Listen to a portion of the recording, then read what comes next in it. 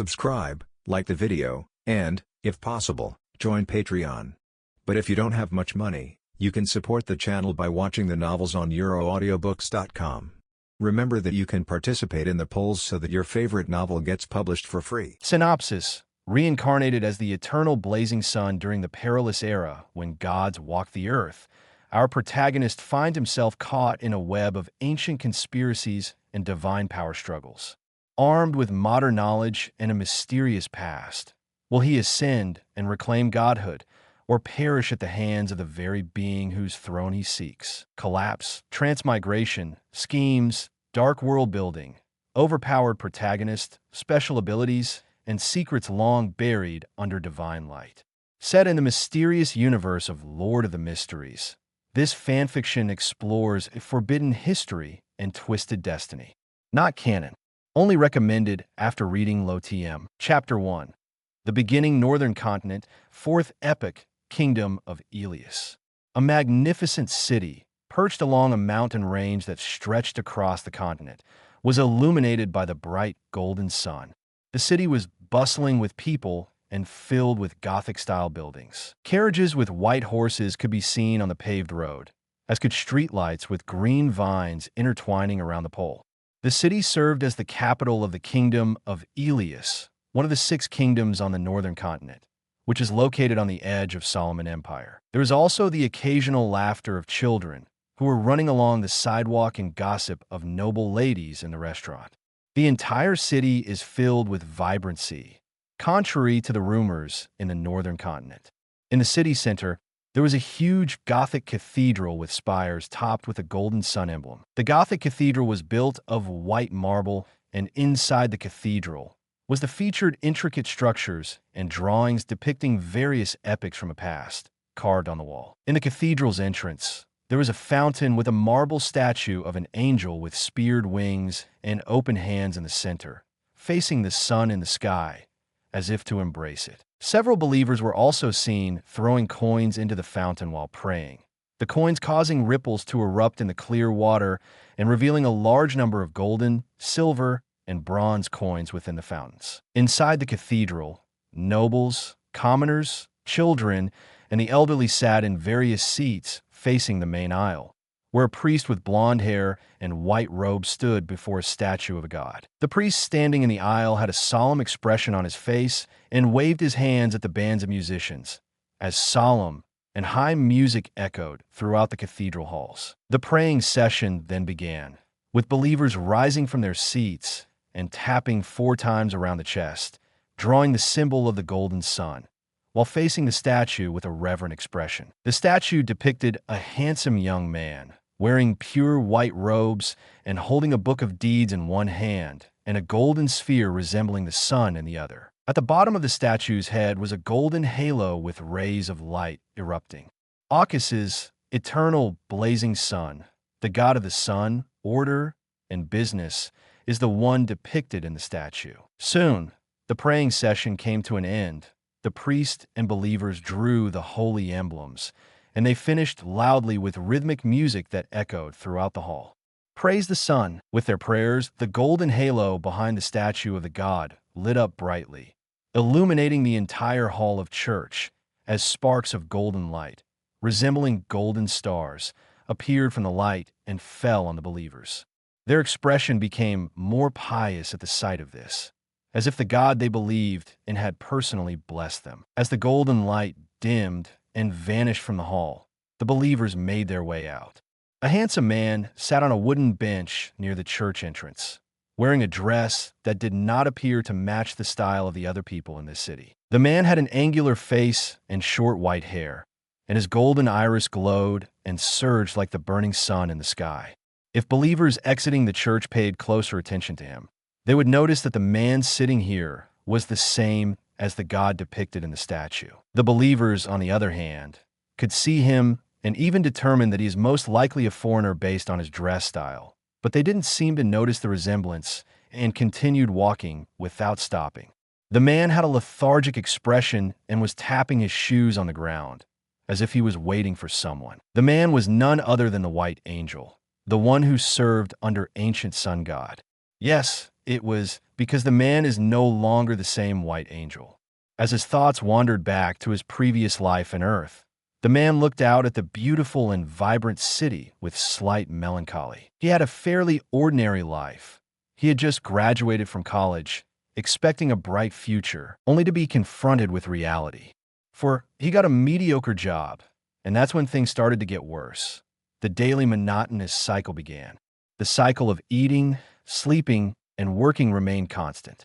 Even though he received a good salary, it didn't improve his average life. It truly made him wonder a lot about life, because as a child, he dreamed of having a great and fulfilling life, earning a lot of money and saving for the future, and then traveling the world.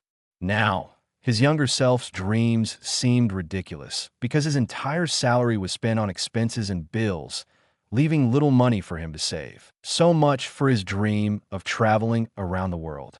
However, things were not always bad. He dabbled in fiction to escape his monotonous life, a hobby he abandoned due to the hectic pace of college life. To be honest, this helped him a lot, and it even brought back one of his childhood dreams of becoming extraordinary and living the way that he truly wanted to. However, at the end of the day, he returned to the same work, albeit with a smile on his face. He lived alone because he had moved out of his home at the start of his college. Despite his hectic schedule, he never neglected his family.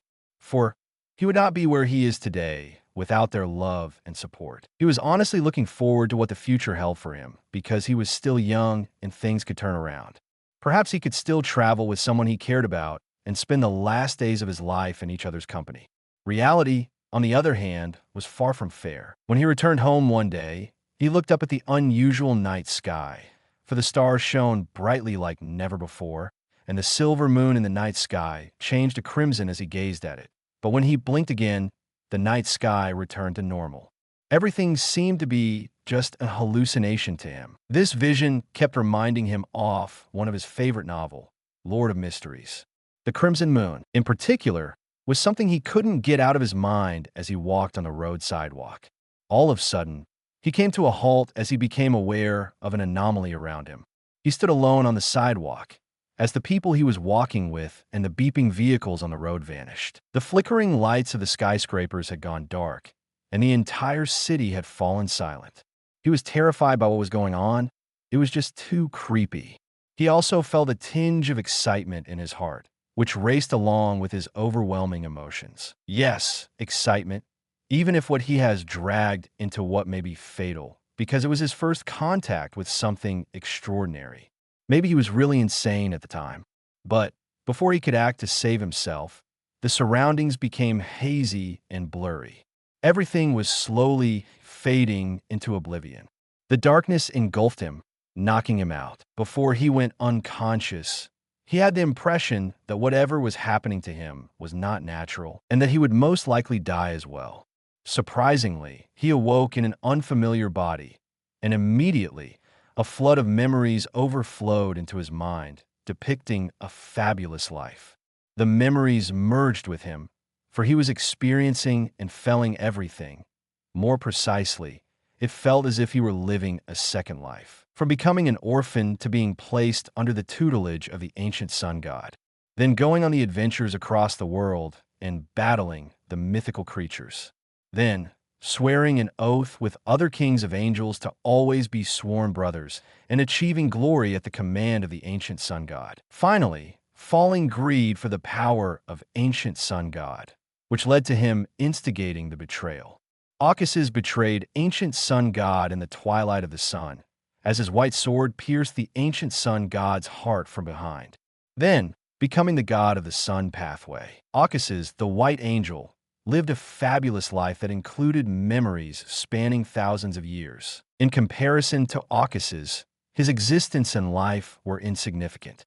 He was gradually losing himself in the process and becoming more and more like the white angel. However, under some unknown power, his remaining self stopped from becoming lost and submerged in the sea of memories. It was as if his remaining self had been anchored by this unknown power. The memories had such an impact on him that he wondered for a moment whether he was Occuses or the man from the earth, and whether this world was fiction or reality.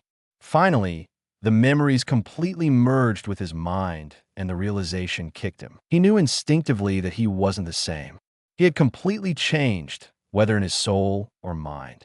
It was as if he had transformed into someone entirely different from who he had previously been. This, however, did not frighten him. In contrast, he remained calm in the face of such adversity.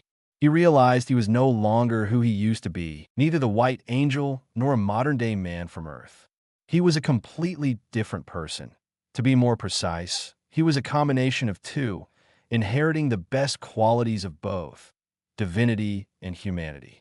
Honestly, he had no idea what he had become. He also knew his future fate. When the ancient sun god recovered, he will face his certain death. It took him a long time to process everything, and he didn't change his name, because it was also now a part of him. He had accepted his new life and had let go of the past. Finally, he is Aukas's eternal blazing Sunday. Aukas's thoughts were cut short by a sudden voice from his left. "Excuse me, sir. Do you have a moment to talk about our Lord and Savior, eternal blazing Sunday?" A young man stood in front of the Aukas's and spoke nervously. Aukas's was taken aback, but a smile soon appeared on his face. "Yes," he gave a light reply. Chapter 2. The Angels. The young man composed himself and began under the golden sun. As he began with a reverent look, his nervousness faded and he became solemn. "My Lord claims to be eternal blazing sun. He was born from the Creator's Spirit at the beginning of the world. He is also the incarnation of the sun. He is the inextinguishable light that illuminated the world and drives away darkness and evil. He is also the embodiment of order, keeping the world from falling into chaos and depravity. He is also the guardian of business and overseer of contracts. He is also the light of holiness that purifies the world. Your Lord appears to be very powerful." Aukas's smile widened as he spoke narcissistically. "He is indeed." When a young man saw interest in the foreigner that he was tasked to preach, he became more enthusiastic and continued preaching more sincerely. When cataclysm erupted on the world, our Lord descended with other gods. He was the light that illuminated the world and cleansed it of its impurity. During the cataclysm, he used all of his power to protect humanity. It was because of the Lord's kindness that humans survived, while other races perished one after the other in the cataclysm. The humans who followed him established the kingdom of Elias along the Ontal Mountains. With his blessings, the kingdom of Elias became one of the most powerful kingdoms on the continent. The young man noticed Aukas's expression change when he said cataclysm, which caused him to pause his preaching. "Continue. I'd like to know more about your Lord." Aukas's drew his attention away from the ancient sun god and inquired further. The young man continued, despite the fact that he thought this gentleman was strange and most likely a beyonder, because just being in his presence made him calm. "My Lord lives in the golden sun above the entire world, and the rays of his kingdom are spread across heaven and land, giving life and light to all. There are 4 angels in total under him. The angel of light is the Lord's most cherished angel, for he is bestowed upon a portion of our Lord's authority. He is the most merciful of all. He also serves as the Lord's representative and sits beside the Lord's throne. The angel of wisdom is the incarnation of knowledge itself. She is also the recorder of long history and the mystery's fate. She was among the first to follow our Lord. Her knowledge is what got our kingdom and humanity through the post-cataclysm warring era. The angel of temperance is the Lord's most mysterious angel. Little is known about him other than his various honorific names, angel of tears and angel of duality. Finally, the angel of miracles. He is the embodiment of the miracles itself. He is my Lord's messenger and the bearer of the Lord's revelations. He is the most generous of all the angels, as he is said to grant a wish to anyone who can find him for only 5 coins. Truly incredible. Aukas's had a sigh as he spoke. When a young man heard this, he couldn't help but smile. So he began enthusiastically describing his Lord's miracles and deeds. "I'm not going to waste your time anymore, sir, for it's already been 20 minutes. If you're interested, you can visit the Cathedral of Dawn right near us. The Mass has just ended, but there will be another at dusk. Trust me, when I say that the mass experience will be unforgettable for the rest of your life." He finally finished. Aukas's expression didn't change much. He nodded with the smile, as before. "I'll definitely pay a visit in the evening." The young man turned and exhaled a sigh of relief at the success of his preaching and the addition of another believer to his Lord's religion. "Wait!" Aukas's yelled, causing the youth to turn around. "Do you have a problem, sir?" The young man was slightly nervous, remembering his strict church school and the fact that if a believer filed a complaint against him, he would face severe punishment. "No," Aukas's laughed, as if he understood the source of his nervousness. "Can you tell me your name?" "Laius, sir." Subconsciously, the young man said his name. When the youth noticed this, his eyes widened, and he felt a familiar feeling when the gentleman asked his name, same as when he faced the high priest, the irresistible feeling to follow every order of the priest. He couldn't even lie and remain silent when the priest asked the question, let alone not answer the high priest's questions. This is a situation that is very similar to this one. The cathedral's high priest is a saint, and this gentleman in front of him, Laius, tried to tuck his trembling hands into his robes. "Don't worry, Laius." Aukas's spoke in a soft voice. By simply hearing his voice, Laius's fear and restlessness vanished, replaced by serenity. "Take this as a gift." Aukas's pulled a coin with a golden sun symbol from nowhere and tossed it to Laius. "For your preaching," the golden coin slid through the air, and the sun symbol on the coin emitted blazing light, causing the coin to gleam before dimming. Laius caught the coin and responded without looking at it. "But I can't take it, sir. It goes against." "You can have it." Aukas's interrupted him in deep voice. "It will be fine, and it may even save you from a future disaster." Despite his previous words, Laius nodded dazedly and accepted the coin. He did, however, regain enough clarity to ask a question. "May I inquire your name, sir?" "What is my name?" Aukas's was taken aback by Laius' question. "It's been a long time since I've been asked that question." He spoke in a rather low voice. "However, don't you already know who I am, Laius?" Aukas's said this with a mysterious smile. Laius was also taken aback, and it slowly dawned on him. Despite the fact that he had been speaking to the mysterious man in front of him for quite some time, and was still doing so. However, no matter how hard he tried, he couldn't recall the man's features. Laius focused on him again to double-check, his eyes widening as he could now see the man in front of him. His eyes were filled with shock, and his entire body trembled with excitement. "Why you, AR?" He stuttered in shock. "If fate allows, Laius, we will meet again." Aukas's spoke up, interrupting him. Snap! When Aukas's snapped his fingers, everything in Laius' vision was filled with light. Chapter 3. Lucas Reyes. The Angel of Light. Aukas's stood up from the bench as he looked at Laius' body dissolving into particles of light, which was blown away with the sway of wind. Laius was just teleported back to his church school. Aukas's walked along the sidewalk, heading to the city's outskirts, until he arrived at the wheat fields. The golden wheat fields stretched all the way to the snowy and steep Ontal mountains, swaying in the wind that blew across the fields. The golden sun's rays gave the wheat a more golden hue, as if it shone with bright golden light. Occasionally, workers with scythes were cutting the overgrown wheat along the large fields. Aukas's was now standing on a mud and rocky road, gazing out at the beautiful scenery before him. It piqued his adventurous spirit and satisfied him, which is why he prefers to walk everywhere rather than teleport. Aukas's finally turned away from the goldflied and looked at the empty muddy road on the other side of him. "You can come out now, Lucas." Aukas's voice echoed down the mostly empty road, with no one in sight until the end of the road. However, just before Aukas's, the golden rays of the sun that illuminated the surroundings turned white as pure white feathers made of light appeared, forming two wings, with a figure made of light materializing in between the wings. The wings swayed and folded as the figure appeared, and the light on the figure faded, revealing a man. He was a handsome man with short, neat blonde hair and blue pupils that glowed. He was dressed in a golden layered white cloak and had a gentle demeanor. Lucas Reyes, the Angel of Light, was the man in question.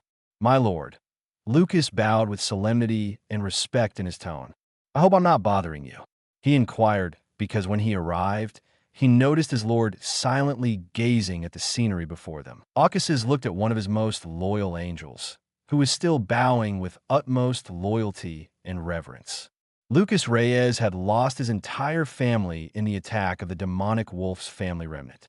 He was on the verge of death, but Aucasus saved him. For Aucasus was on a mission to rid thee of the remnants of non-human races that were still preying on the weak humans in their madness. That mission was personally assigned to him by the ancient sun god.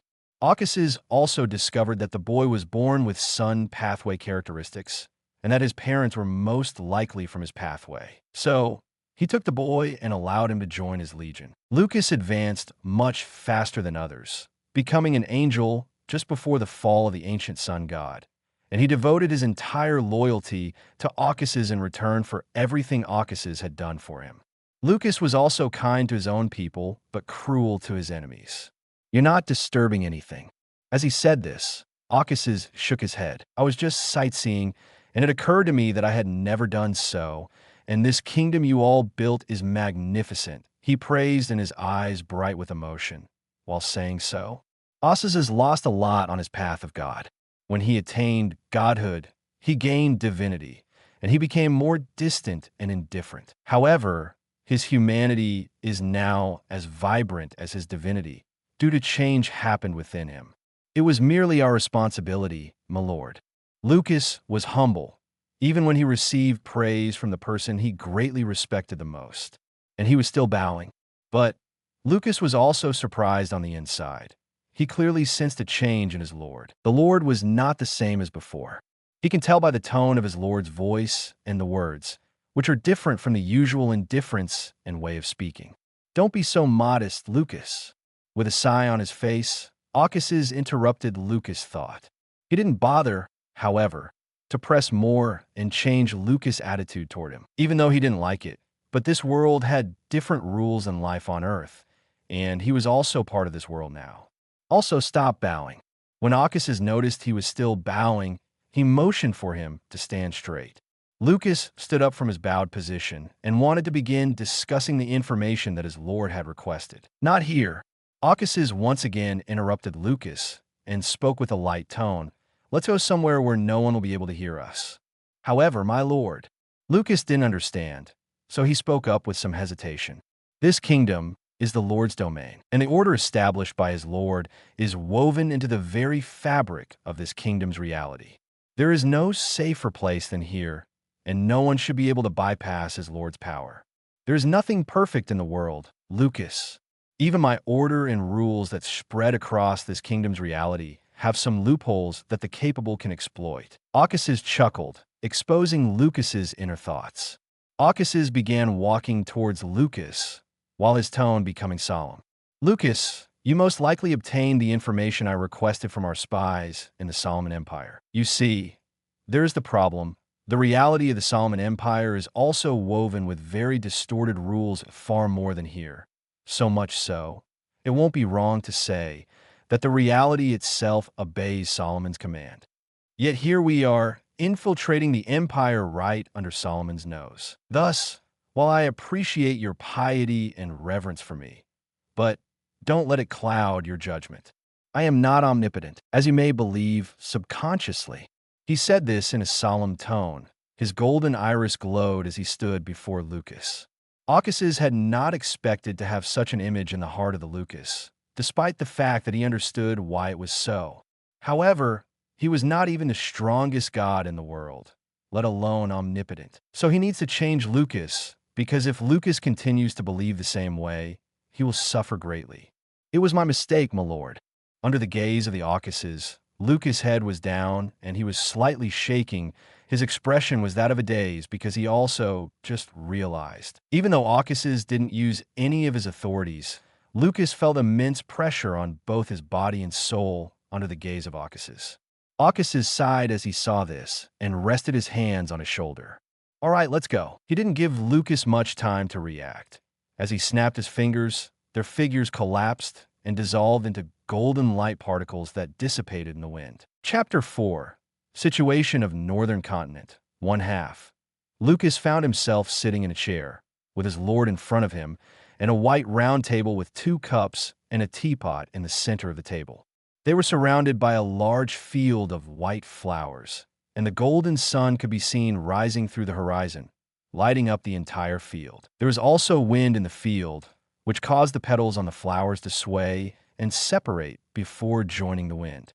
Lucas could now see a vast cluster of petals floating with the wind in the sky, as well as no end to the field, nothing but white flowers as far as the eye could see. Lucas became aware that he was in his Lord's divine kingdom, despite the fact that he had been here before in his astral body, but this was his first time in his physical body. Lucas was experiencing a wide range of emotions right now as a result of being corrected by his Lord and then being brought to the divine kingdom. Lucas paused for a moment to collect himself. He was now determined not to make any mistakes or cause himself any embarrassment. Then he noticed his Lord taking the white teapot from the table. "Do you want coffee or tea?" Aucuses inquired. "Coffee." Lucas took a breather before responding, as he hadn't delved into human needs and habits since becoming a mythical creature. But he didn't dare to say no because it was his Lord who made the offer. This situation in front of him reminded him of a slight change he had noticed in his Lord. "Wait!" Lucas came to a halt as he came to the most likely conclusion. Has the Lord gained more humanity? He noticed a change in his Lord. He was no longer as cold and indifferent as before, and this was the only explanation he could think of when confronted with his Lord's change. "Yes, I have gained more humanity." Aucuses confirmed it, as if he could hear his thoughts. Let's not delve too deeply into this complicated subject. After handing Lucas a cup of coffee, Aucuses said, "Start with the information." Lucas took a sip of his coffee before pulling out a file with a picture on the front and placing it in front of Aucuses. The photograph depicted a man in his 30s with blonde hair and dark brown eyes. He was dressed in a noble coat with a unique clock emblem on the top of the coat's pocket. Mobit Zerost. Under the image, the man's name was boldly written. Before turning to Lucas, Aucuses took a quick glance at the file. Lucas began reciting the information after noticing his attention. Mobit Zorosarst is a viscount of the Solomon Empire and the great-grandson of Duke Palazarost. He was recently promoted to the Error Pathways Sequence 5 Dream Stealers. He is currently under the care of Duke Palazarost. Did he have a strange brown book? Aucuses interputed and inquired. Lucas paused for a moment and recollected, as a book is too common to be found specifically, but they still got a hint. Mobit took part in a recent expedition into ancient ruins led by the Zoroast family. When they emerged from the ruins, Mobit said had been carried a brown book. "However, my lord, we are not entirely certain." Lucas concluded, they were able to gather this much information from within the Solomon Empire, only because of Aucuses' personal blessings. Otherwise, conducting such a detailed investigation of someone would be impossible. Aucuses rubbed his temples, and his mind wandered. That book was none other than Grossal Travels, which contained the divine kingdom of the dragon of imagination. This book appeared to have very small significance in the original story, as it was even sometimes used as shield by Klein. Aucuses, on the other hand, knew the book was far from simple. If his assumptions are proven correct, he may have gained a significant advantage over Adam. That is why he is personally utilizing his authority to assist them in conducting this investigation. As a god, one might wonder why he doesn't do it himself rather than sending his subordinates over. As he previously said, even as a god, Aucuses is not all-powerful and omnipotent. Solomon's distorted order encompasses the entire Solomon Empire. It's difficult for a god to extend their influence there. Only by using all of their power can they get around the order. Actually, one would expect Solomon to immediately stop them after this. However, he did not do so when this exact situation occurred, with Leodoro attempting to extend his power into Solomon's kingdom. Solomon, on the other hand, takes it a step further and wages war arrogantly. This situation occurred shortly after the establishment of the Solomon Empire, resulting in a god's war between Leodoro and Solomon, which was stopped by Ammonides and him due to the amount of collateral damage their fight caused. So, that's why Aucuses uses this way. despite his dislike for the hassle. Lucas, you have been tasked with obtaining that book from him. Finally, Lucas assigned a task in a casual tone, as if it were a simple task. My lord, Lucas said, his voice full of shock and sorrow, as if Occuses had assigned him a death mission. Well, it is a death mission because they may be able to obtain information, but doing this will immediately draw the attention of Duke Palazurost, who is Sequence 1. Due to this, Mobit is under the personal care of the Duke, and Lucas didn't think he could evade the Duke.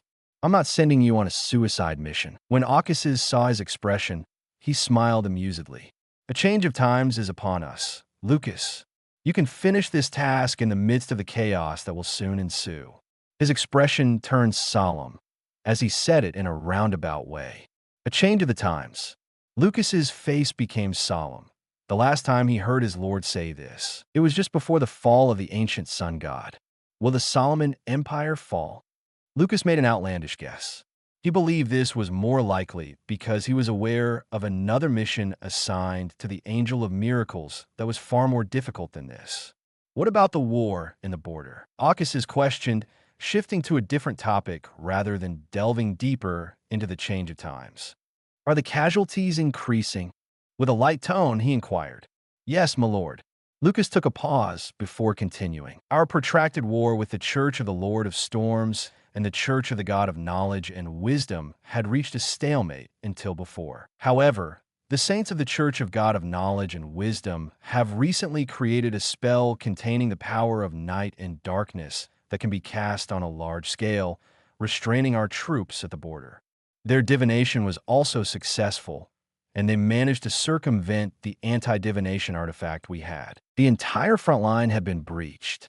As a result, there were a large number of casualties. Another side of war that was going on with the Church of the Lord of Storms also suffered a setback as a result of this. As the situation deteriorated, I was forced to fight in the war in order to hold the front lines and save the situation. Lucas spoke with solemnity and desperation. Another major piece of news that Lucas wanted to share was this. The war had devolved into a disaster for them. Only his intervention saved what was left, but thankfully it also halted their advance into Elia's kingdom. So, they had failed miserably in the war, and he was unsure how his lord would react. Even so, he is willing to accept responsibility because he was the commander of the entire legion stationed there. Ammonines and Herabergen. Occuses rubbed his temples, regretting his previous negligence to the war. But a lot of things happened to him that took up most of his time. This was giving him a headache. If Herabergen could gain Ammonines as an ally, the situation would shift in Herabergen's favor. Chapter 5. Situation of Northern Continent. Two halves. Occuses will still be able to find the god of combat, but the giant's brain was filled with nothing but muscle, and its entire life was played out in the hands of Ammonines. He was so certain of Ammonine's involvement because, while the use of night in war may appear simple to others, it had a completely different meaning to Occuses.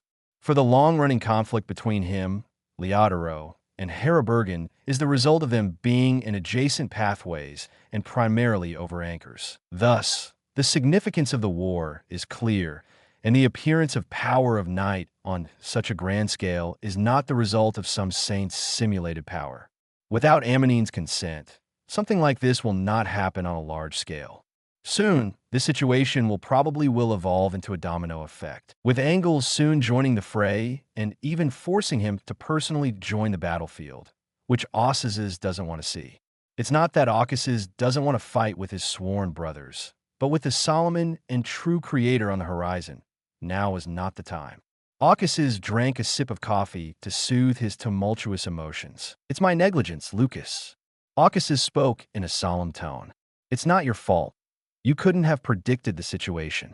He interrupted Lucas, who was about to speak up and take responsibility for his actions. In relation to this war, Occuses came to a halt, his expression thoughtful. Lucas was nervous as he waited in silence for his lord's plan, and he was surprised that his lord didn't blame himself for the situation on the front lines. But this doesn't make him happy, rather felt more guilty. Don't go aggressive. Only be defensive in the war. Occuses finally spoke up, his voice deep. Unless another angel intervenes, leave the situation alone. Lucas accepted his Lord's commands and didn't inquire too deeply, knowing that there had to be a deeper reason for his Lord to say so. "Did my messenger come back, Lucas?" Ocas's inquired suddenly. "No, my lord. He has yet to return, and we have been unable to contact him." Lucas immediately spoke up, slightly nervously, because the messenger of the Lord is also his friend, Angel of Miracles. "You don't need to be concerned. He's fine." Ocas's laughed as he spoke. "His life is too powerful for him to die. Yes, the full pathway is too special, and with the blessing he had given his messenger, so he will have no trouble completing the mission he had assigned to him." Ocas's had previously assigned 2 missions to the Angels of Light and Miracles. Both are crucial to his future plans. The Angel of Miracles is tasked with contacting Solomon's subordinates, Turnoist and Elitza Tutor, and obtaining information on Solomon's status. He was also fairly certain of the mission's success because he knew the future and situation within Solomon Empire. While the empire may appear to be powerful, the corruption and conflicts within the empire were far more than their side. Trunsoist and Alista are 2 angels he had seen before, and he saw genuine concern for the empire in Turnoist's eyes and a thirst for power in Elitza. All they needed was a gentle nudge in the right direction and make them think it is their own decisions. Ocas's was confident that he could achieve his goal and bring the Solomon Empire down. To be honest, Ocas's loathed Solomon. It was primarily because Solomon accommodated the true creator in his kingdom that he and the other gods were forced into this precarious situation. Knowing the future and the situation, Ocas's can make a reasonable guess that Solomon is now looking for the uniqueness of Justiciar and sequence 1 characteristics of the Hand of Order. Ocas's can't let something like that happen. So, despite the fact that this was a high-risk mission for an angel, it had to be completed if he wanted to bring all the gods together and make them realize the threat of Solomon and the true creator combined. This was also how he intended to deal with the ongoing war between the kingdoms. "All right, let him come and meet me when he gets back." Ocas's told Lucas and asked on, "Are there any other special news in the kingdom?" Lucas' uneasy heart settled when he realized the Angel of Miracles was fine, and he then answered his Lord's query. As a result of the sudden outbreak of a new disease and disasters on the outskirts of the continent, there is an increase in the number of refugees entering our kingdom. This disease is also spreading quickly and is extremely lethal. Tens of thousands have already died as a result of it. Hundreds of thousands of refugees are pouring into our and other kingdoms as we speak, my lord, and the situation on the continent's rim is deteriorating. The kingdom of Hail under Earth Mother has already sent an angel to find a cure to this problem, and an angel under Lord of Storms has also gone to stop the disaster. And we have confirmed that this entire situation is connected to the infamous Cheek, the king of angels of the Demonist pathway. Lucas purposefully emphasized the word king, causing Ocas's to smile. However, Ocas's did not feel much in his heart hearing about this disaster and deaths. This was not due to the divinity that was making him indifferent. This really did not cause any ripple in his heart, because he was instinctively indifferent to things that were unrelated to him because of the vast experience and knowledge he had accumulated in these 2 lives. Has Cheek completed her preparations for the godhood ritual? Ocas's was thoughtful, since the ritual to become to God for the Demonist pathway is not easy. It was fraught with peril and necessitated the right set of circumstances in order to be carried out. He couldn't wait to see how Cheek would pull it off. Accept the refugees, and it should be no problem to accommodate them. As for Cheek, just keep an eye on the situation. Ocas's gave orders and didn't bother with Cheek because he already has a lot on his plate. Gods, contrary to popular belief, do not label themselves as good or evil, nor do they care. At the end of the day, it all comes down to personal interests. Lucas nodded and resumed with more important news. There are also a large number of Hermit Pathway Beyonders requesting for protection and to join the church. I planned to wait until I heard from you, but the Angel of Wisdom came forward and personally accepted them. They were defectors from Moses' ascetic order. They showed signs of losing control, and their spirits were unstable. This was observed in almost all of them, prompting us to look into it further. After that, we concluded that they had been corrupted by an unknown source. This corruption had caused them to nearly lose control, but the situation could still be salvaged. However, this situation prompted us to discover that there's a major problem within Moses' ascetic order. And based on the information we gathered from them, there's been a major failure on a very important experiment. But they couldn't recall anything else related to this experiment. When the Angel of Wisdom attempted to pry further into the situation, she was stopped by a higher power.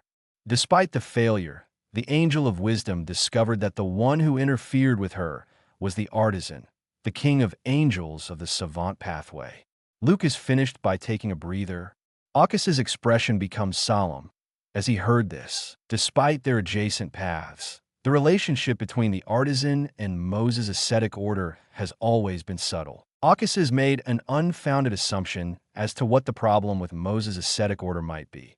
If his guesses are proven correct, this is a serious problem and would explain a lot related to future events. Go ahead, Aukas has stated, while not providing any instructions on this. At the command of Aukas, Lucas was jolted from his relaxed state and continued to provide detailed information about the kingdom's situation.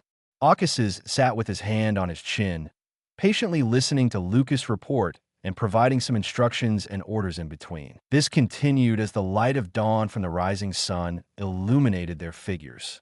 Chapter 6. The Last Supper the next day.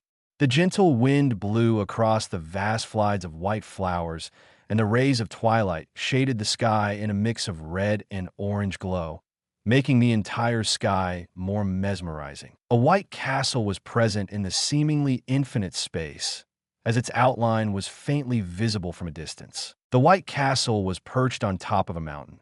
The castle appeared old but not dilapidated, and had a large number of turrets and towers extending from it.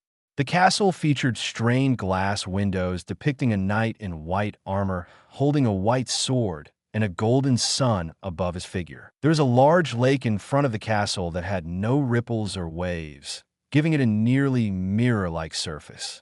The reddish-orange hue in the sky and the white castle reflected in the lake, and there were also some boats seen tied to the dock. This place was beyond breathtaking, and one could get a sense of its grandeur just by looking around. A man casually sat in a chair on one of the castle's balconies, holding a white porcelain cup filled with coffee in one hand and a book in the other, reading it while taking a sip of coffee. The man's expression was calm and peaceful, his handsome angular face illuminated by the sun's twilight. The man was none other than Aukas, who was drinking coffee and reading one of the popular novels at the time, which a believer sacrificed him. Yes, there is still some entertainment in the world. Since the beginning of the third epoch, novels, theater, museums, and art exhibitions have been present across the Eastern continent. But nobody could figure out how these forms of entertainment came to be, for there was no clear precedent in history, and they appeared out of nowhere. Aukas knew who was behind it all. It was Ouroboros. Ouroboros was an art nerd to the core. Despite the fact that the ideas for this originated from ancient sun god, Ouroboros was the one who actively pushed everything behind the scenes. Looking back, Aukas was a little surprised at how Ouroboros single-handedly staged the Renaissance back then. His friendship with Ouroboros was actually quite good because he, too, enjoyed painting and they had gone on adventures specifically for this purpose. However, everything between them broke at the day of his betrayal, and the majority of his drawings are in his white castle's walls. Aukas will occasionally look at these paintings to reminisce about the past. Wait, Aukas' rambling thoughts came to a halt as he remembered something. That painting, he received a sacrifice near the beginning of the fourth epoch, shortly after becoming a god. It was a painting painted by Ouroboros himself. The painting's title was Last Supper, which is quite ironic now that he knows the past mythology and he didn't expect Ouroboros to have the courage and audacity to actually draw something like that. Image here. The painting depicted him, Leodoro, and Herebergen standing before the corpse of the ancient sun god, which was laid in the stone slab. Aukas tore open the chest of the ancient sun god and took the beating heart of the creator into his hand, while Leodoro tore apart the creator's hand and Herebergen held the sword directly above the creator's head, as if about to sever it, while the background of the painting was completed dark. When Aukas saw the painting at the time, He was furious, for no one will be calm and collected if their actions and stories are depicted in this manner. This was exacerbated by the fact that he was still conflicted about his choices and hadn't fully accepted them at that time. This caused quite a stir at the time, because not only did he receive the painting, but so did Leodoro and Harabergen. To top it all off, Amon was the one who orchestrated everything, stealing this painting from Urubis and sacrificing to them in the hopes of causing chaos. Amon came severely close to achieving this goal, as war nearly broke out between the Solomon Empire and 3 other kingdoms. However, it was brought to a halt by the intervention of other gods, and Amon suffered the most as a result of his actions, while the painting was decided to be destroyed. This was also when Amon was dubbed the blasphemer for daring to provoke the 3 gods. Looking back now, Achasis didn't fail much anymore. He had completely accepted his own actions and choices that he decided at the time. He had no regrets about betraying ancient sun god, even after learning that ancient sun god would be resurrected. He carved for power and strength, and this was his nature, so he didn't question or feel guilty about his actions, despite now knowing what could happen in the future. Sai Achasis sighed and placed a novel on the table, while drinking more coffee to calm his nerves. To be honest, the survival of the ancient sun god did not surprise him, because he had never thought of himself defeating his previous lords so easily, and he had always known that he would face him again one day. But it was Adam's situation that really surprised him, and his previous self had never even considered this possibility. However, the past no longer matters. Achasis can only plan ahead and achieve his goal. Knowing what might happen in the future is a huge advantage in this world, despite the fact that there are numerous ways to pry on the future and destiny in the world of mysteries. Nothing compares to the knowledge of future that he now possesses. But the future also started change to an unknown direction since Achasis was reborn. It will not follow the original timeline at all, and Achasis did not bother to keep it up, because from the time being, he has set his plans in motion. His adversaries will not simply sit back and watch, but will take their own actions. Achasis knows that if Adam finds out about his actions, he will not let it happen, especially if the grossal travels are what he believes it to be. So, one way or another, the future is bound to change, and he must be prepared to deal with any situation that arises. Nonetheless, Achasis has an advantage in addition to knowing the future. Before, he discovered that the original creator's will within him was weaker than before. When he found this, he was completely perplexed, and he specifically conducted an analysis on himself to determine the situation within him. He eventually concluded that the original creator's will within him was weakening over time, albeit slowly. Achasis was not delighted when he discovered this, as one might expect. After all, he couldn't find the cause of this, even using all of his powers, and he also tried to see if he had any other powers that were causing it. But he couldn't find any. All he had were the authorities of the sun pathway. The reason for his apprehension was because nothing was free in his world, for free things were the most expensive. He has a hunch that his situation is also related to the Transmigration. Finally, Achasis sighed and decided to stop thinking about the complicated issues for which he couldn't find answers with his current strength and instead focus on the present. He could only use this explanation to cheer himself up and prepare to deal with problems as they arose. As for why the weakening of the original will gives him a huge advantage, it's mostly because he no longer has to spend a portion of his power suppressing the original will and can use his authority to its fullest. This situation is not without a precedent. During the second epoch, Lilith and Farabadi were more powerful than other gods due to their pathway originating from the outer gods, and the outer gods couldn't influence them because the barrier completely prevented it. However, Achasis' chaotic thoughts were interrupted when a blaze of light erupted directly in front of him, revealing a golden star that continued to pulsate. Suddenly, the star's bright light began to dim, and it started to become static, as though it was dying. When Achasis saw this, his face became solemn, because he felt his connection with the angel of wisdom weakening and almost serving. He immediately raised his hand to grab the star. The dying star immediately emitted a blazing light that engulfed him, and he vanished from his kingdom. In Ontal Mountains, Arcus gazed at the strange scene with his golden irises that glowed with rage evident in it. Chapter 7. Symphony of Apocalypse. As he stared at the strange scene, Arcus took a moment to calm down his raging emotions. Before him was a vast, shimmering light curtain that stretched as far as the steeps of the mountains, seemingly without end. The entire light curtain was expanding at an incredible rate, and the curtain occasionally gave off an ethereal glow, as if it shimmered. However, in the eyes of the Arcuses, this mystical scene was different. All he was looking at was not a light curtain, but information. Everything behind the curtain was nothing more than a tangled mess of disorganized information. Whatever was engulfed by the curtain had lost its sense of reality and had been reduced to basic fundamental blocks of information. Everything that transformed was briny, assimilated, and woven together to form a strange creature. Whether it was living or non-living before the transformation didn't matter. Arcuses can see the information inside following towards the center and assimilating together, forming a strange white whirlpool in the center. He can see a woman in the middle writhing in agony, her body mutating uncontrollably as if she were on the verge of losing control. Arcuses wasted no time in appearing in front of the expanding curtain and raising his hand to touch the curtain.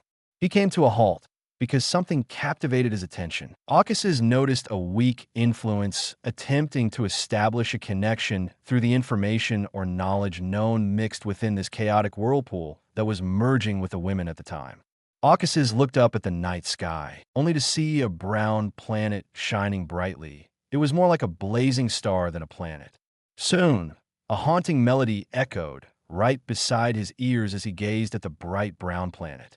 Before reaching the ears, the melody seemed to reverberate throughout the astral world. Arcuses heard a song so alien that it couldn't have been composed by humans.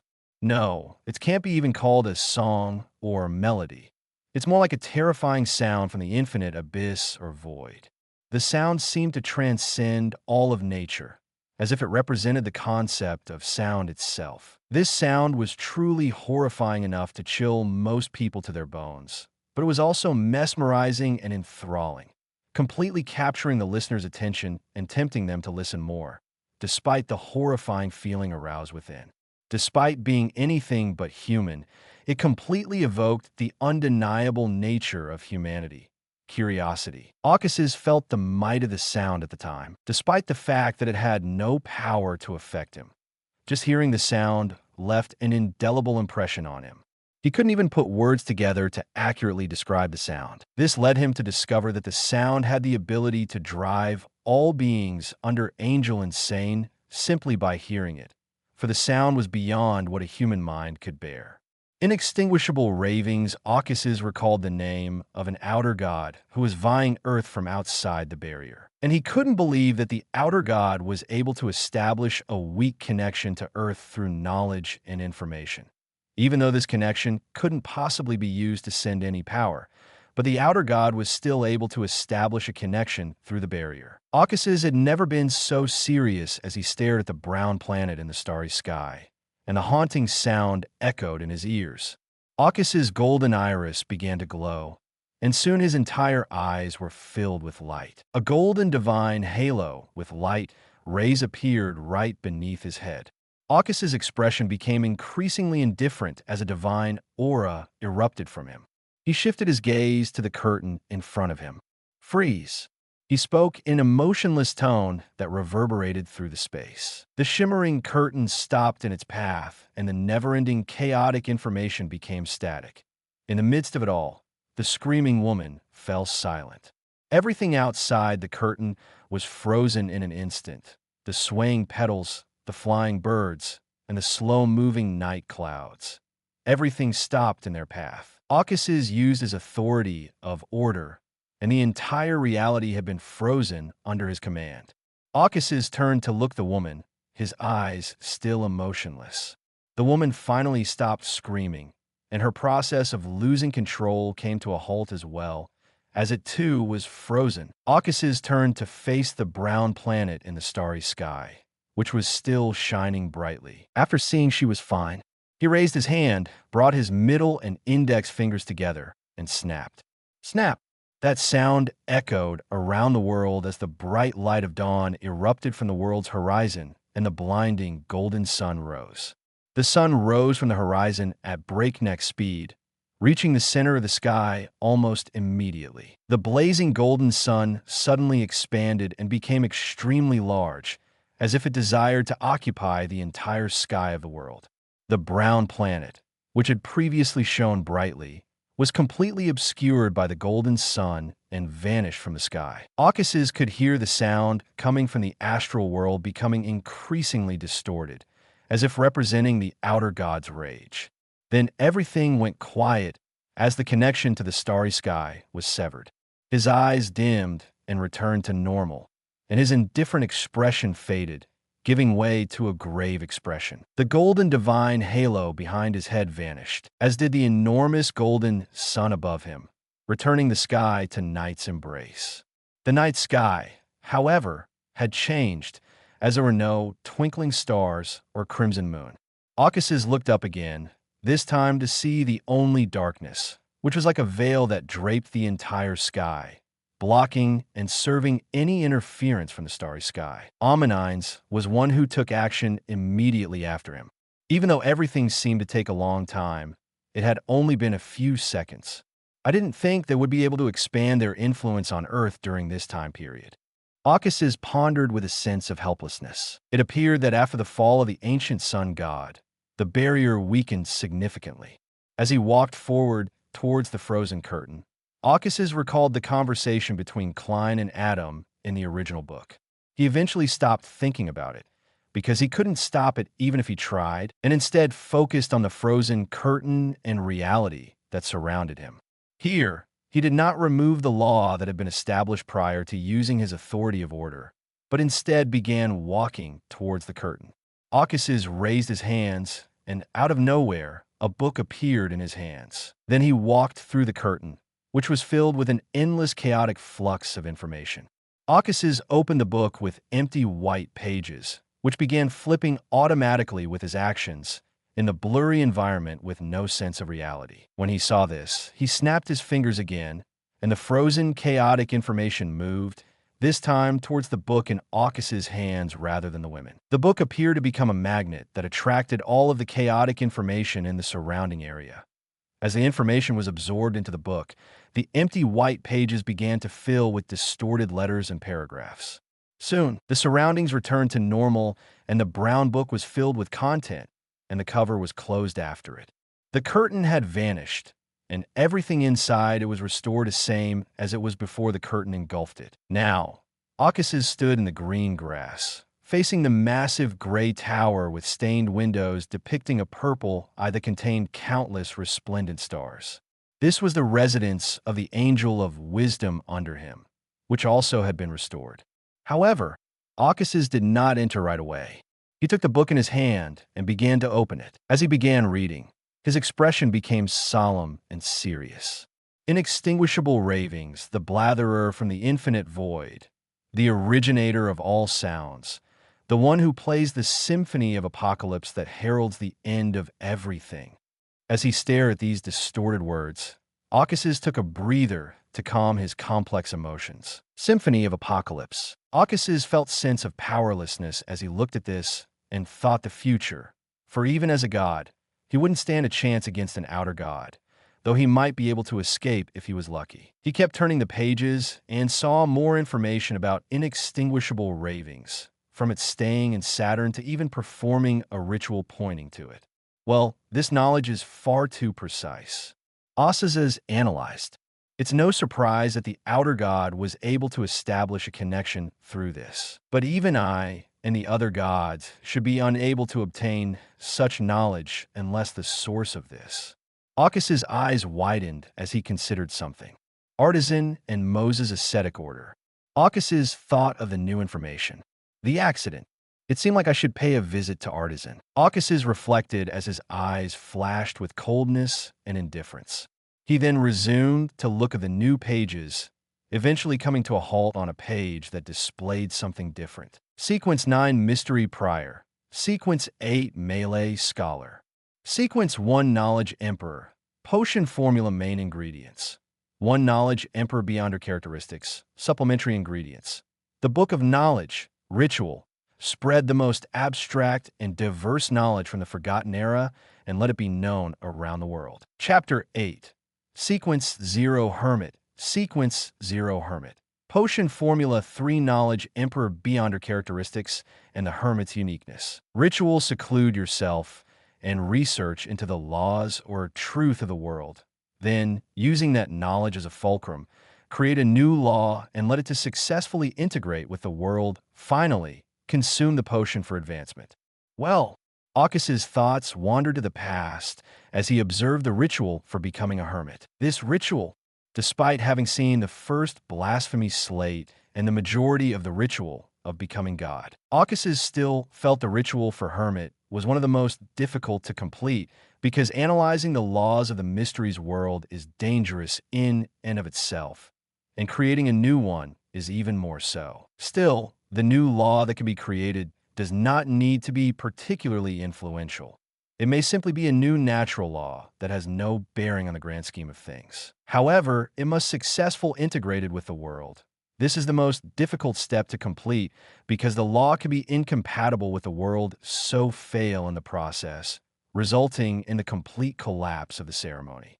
Will she have the potential to become a god?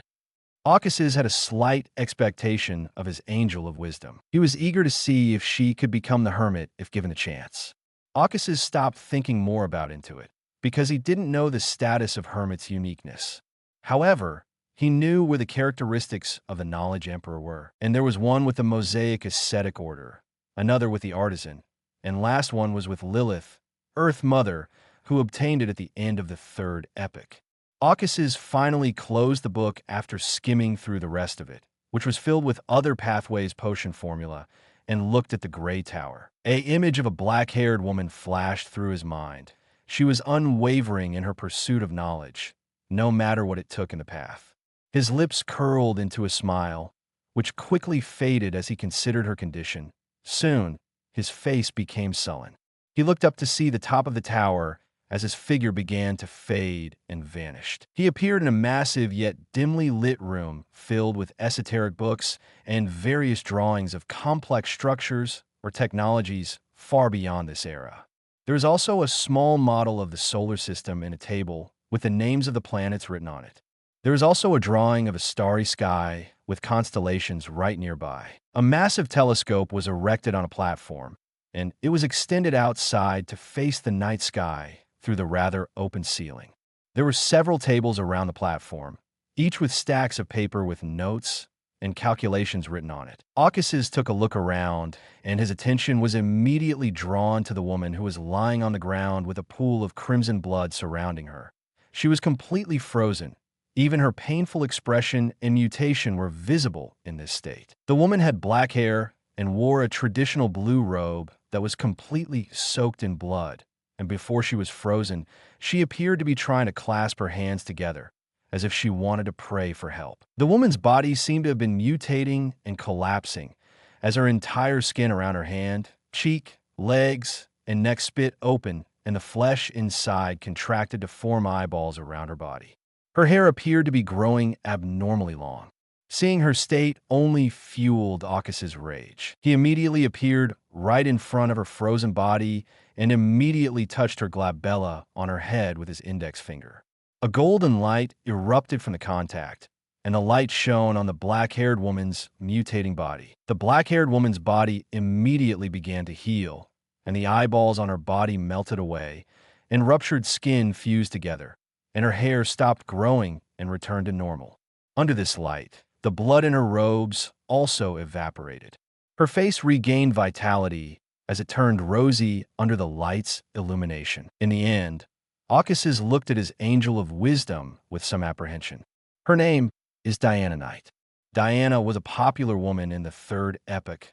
She was hailed as an innovative inventor and researcher, and she was even compared to artisan by some, who was also very popular at the time. She was born to ordinary parents, but her family was somewhat wealthy, and the money would be sufficient to support her for the rest of her life, even if she did not work. As a result, she had a happy childhood. But the good times didn't last long for her, because her father became ill and died soon after, and her mother followed shortly in his footsteps, leaving her alone in his world. She had a difficult life after that. But things improved when she discovered her passion when she went to an exhibition put on by an organization under Artisan, which displayed various new inventions. Then, she had spent almost all of her money on pursuing her dreams and aspiring to be extraordinary. Her opportunity came when someone her parents knew introduced her to the path of hermit. Diana rose to prominence on the Eastern continent as a result of her natural talent in the field of research. But her thirst for knowledge grew day by day, to the point where she set her goal to be to discover the truth of the world and unravel its mysteries when she was only just a demigod. Soon, she suffered for her unrestrained pursuit of knowledge. She delved into mysteries of the second epic and non-human gods, then ventured into ancient ruins. She would have died if she hadn't met Ocas's, who was on an adventure with Urubus on their painting quest. Ocas's saved her not because he pitied her, but because his intuition as a king of angels told him that Diana was special, and he also needed high sequence beyond her of hermit pathway in his legion. Urubus looked at Diana and also confirmed his intuition by saying that her destiny is quite special and unusual. Ocas's took Diana and allowed her to join his legion, but only after warning her about her pursuit of knowledge, saying that without sufficient strength, some knowledge should never be uncovered. He, to be honest, didn't have much hope for her at the time, given her character. However, in the end, she really managed to surprise him. As a result of that incident, she changed and learned from her mistakes. She performed her duties in his legion to the best of her abilities, but she didn't completely lose her thirst for knowledge, though she was more restrained than before. Then, at the start of the fourth epoch, she managed to become an angel. Now, Ocas's retracted his hand from her glabella as her brows trembled. Then she opened her eyes. He truly cared about all of his subordinates. They were the ones who stayed by his side, even when he left all alone after what happened, and they remained loyal to him regardless of his decisions. So, even though he had previously become apathetic, he still kept an eye on his subordinates and occasionally assisted them. As a result, seeing Diana in that state really enraged him. Diana groaned as she sat up and rubbed her temples, and her blurry vision became clearer as she regained control of herself and remembered the previous situation. Am I still alive? This was the first thought that came to her mind.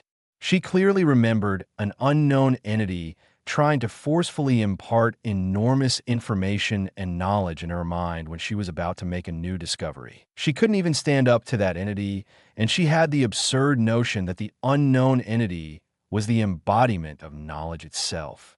The knowledge was so vast and foreign that even she, a sage, couldn't comprehend it, thus causing her to nearly lose control. She thought she was going to die, and she couldn't even summon any strength to pray to her Lord.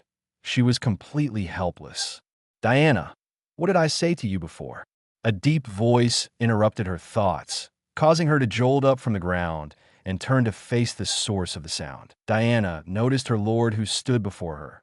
Well, she knew who saved her now, but this only made her feel more useless and incompetent, as she was always the one in the group who made the blunder and caused trouble in getting saved.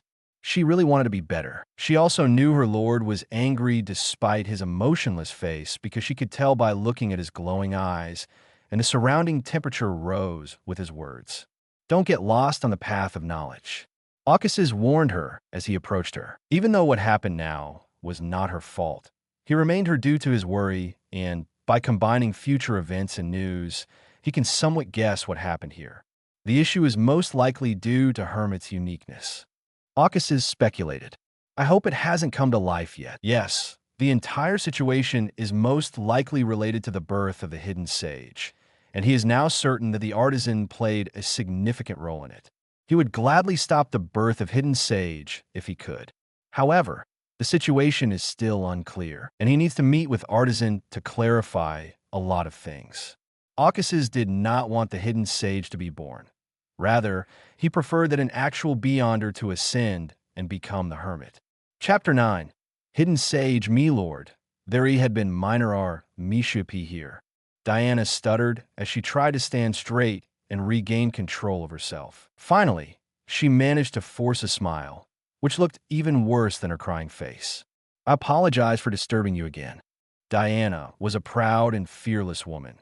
So even though she was an angel serving under her lord, she preferred to be independent and not always relying on Occuses like Lucas. She wished to grow in strength and progress further in her own path. So she really hated herself when she caught with up situations like this again and again. And believe her, she makes blunder quite frequently. So much so, she wondered if she had been targeted by that eccentric snake of Mercury, who has a very dark heart despite having the appearance of an innocent boy. Occuses sighed after looking at her state with complex eyes. He waved his hand, and a table with 2 chairs appeared in front of them. Diana and her lord were now sitting in the chair, despite the fact that they had previously been standing. She began rubbing her temples as she felt the sequelae. Despite the fact that her lord mostly healed her, she still had some lingering effects from what happened. It was truly horrifying to have knowledge and information forced on you. To put another way, Diana felt as if someone had squeezed all the knowledge and forcefully twisted it into her mind. It was as though a sharp object had been pierced right into her temple and inserting it right into her brain, followed by a twist. Now, an aroma assaulted Diana's nose, jolting her out of her trance. "Drink this." Occuses passed a cup of hot tea that smelled grassy and light. "It might help you regain control of yourself." Diana didn't think much as she took the cup in her hands and took a sip almost immediately. Her dizziness in her head immediately subsided, and her spirit was revitalized. Her mind and vision became instantly clear, and the sequelae she was experiencing were washed away. Diana stared at the tea, as if she couldn't believe what had just happened. "What is the recipe, my lord?" Diana said that out loud, without giving a second thought. Occuses responded with a new question. "Do you think it's good?" He brewed the tea himself, so his divinity also slightly affected the tea. That is also why it's so effective for her.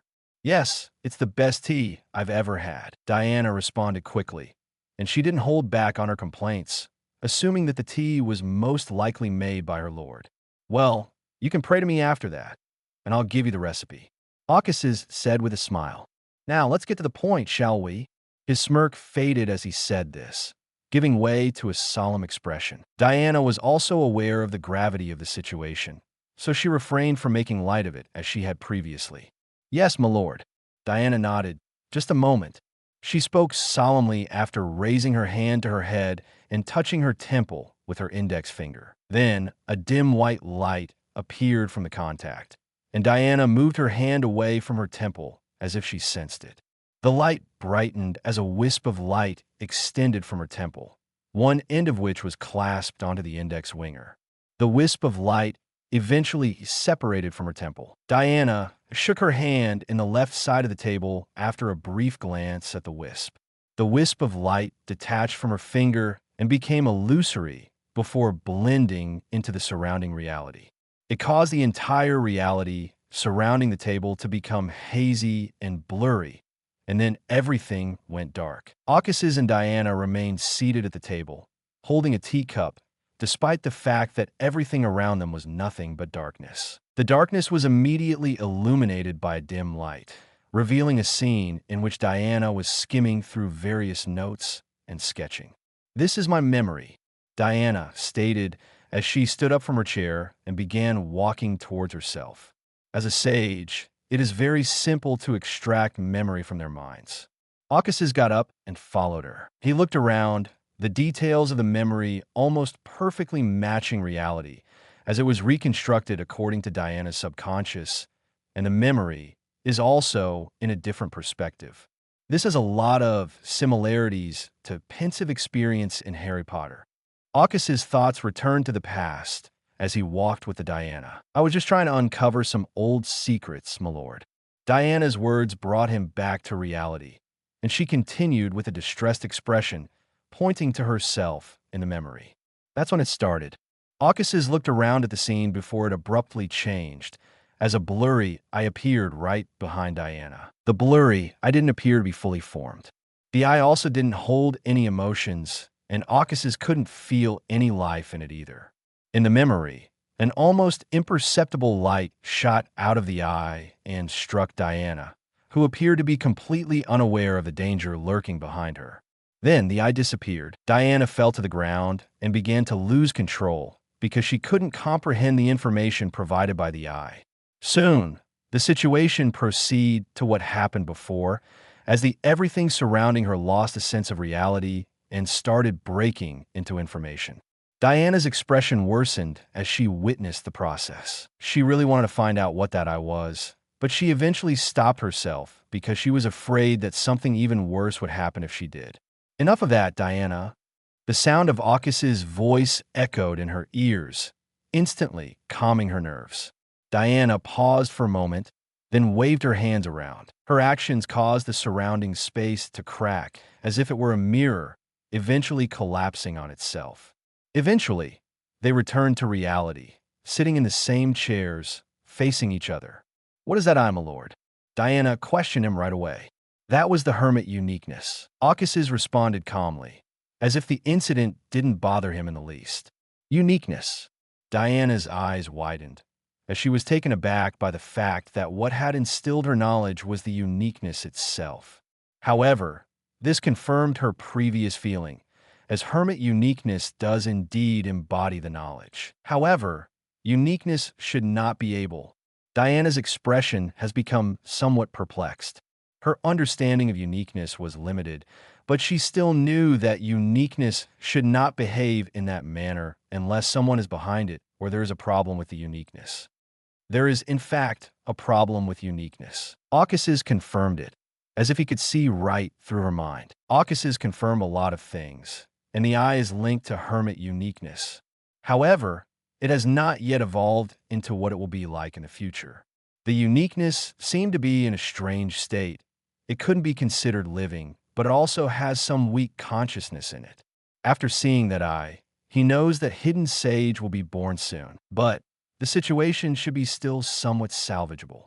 Diana, on the other hand, was experiencing a great deal of emotional turmoil when she heard her lord's confirmation. After all, she was an angel of the hermit pathway. This situation was bound to affect her again, and she couldn't always rely on her lord to save her. "You don't need to be concerned." After seeing her worried expression, Aukas's said. Diana pressed her worried heart after hearing his reassurance, and in her mind, she was also planning a way to deal with the situation. "Would you like to accompany me?" Aukas's asked abruptly as he stood up from his seat. "Of course," Diana says, while she pushed her worries and thoughts to the back of her mind. And her face became a little excited. Her lord will not simply ask her to accompany him without a reason. When she accompanied him before, she had a bountiful harvest. "Take my hand." Aukas's extended his hand to her. She immediately complied. "My lord, where are we going?"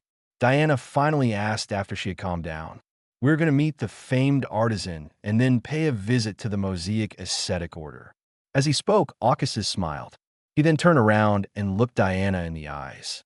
"After all, they must pay for what occurred here," he stated rather calmly. Aukas's then chuckled as he looked at Diana, who was too shocked and terrified to speak. Their figures became illusory and vanished from the tower, and with their departure, the frozen reality under his order was restored. Chapter 10. Artisan. As the golden sun rose in between the range of mountains, the light of dawn glazed out the horizon. Under this light, the night sky faded, giving way to day. The light shone on two figures standing on the mountain's crest. One of the figures was a woman with Caucasian skin and a sharp nose. Her hair was long and black, almost reaching her hips, and her eyes were sapphire blue. The black-haired lady wore traditional blue robes embroidered with stars.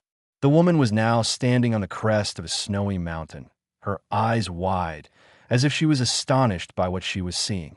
Next to her was a man with short white hair that was slightly messy and a golden iris that glowed and surged like the blazing sun in the sky. He had a chiseled jaw and thin lips. He was dressed in a black suit and held a brown book in his hand. The man was also looking at the scene before him, but he was calmer than the woman standing next to him. They were, of course, Aukas's and Diana. Diana couldn't believe what she was seeing. It truly shook her to her core because what she was seeing was too incredible and magnificent. There was a floating continent in front of her. Yes, a continent that was floating directly before her, visible through the clouds. What was more astonishing was its size, which was nearly a quarter of the northern continent. She had never seen anything like it before, and even she, who had witnessed godly miracles, was truly taken aback by the floating continent. As for how such a massive continent could exist without affecting the rest of the world, she only felt that the space here was slightly different, so she inferred that some changes had been made to space in the surroundings.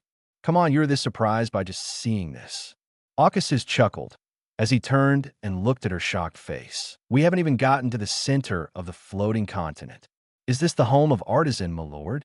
Diana finally got back to her senses and asked after slight excitement. She was taken aback when her lord said that they would go to Mosaic ascetic order to avenge what had happened to her.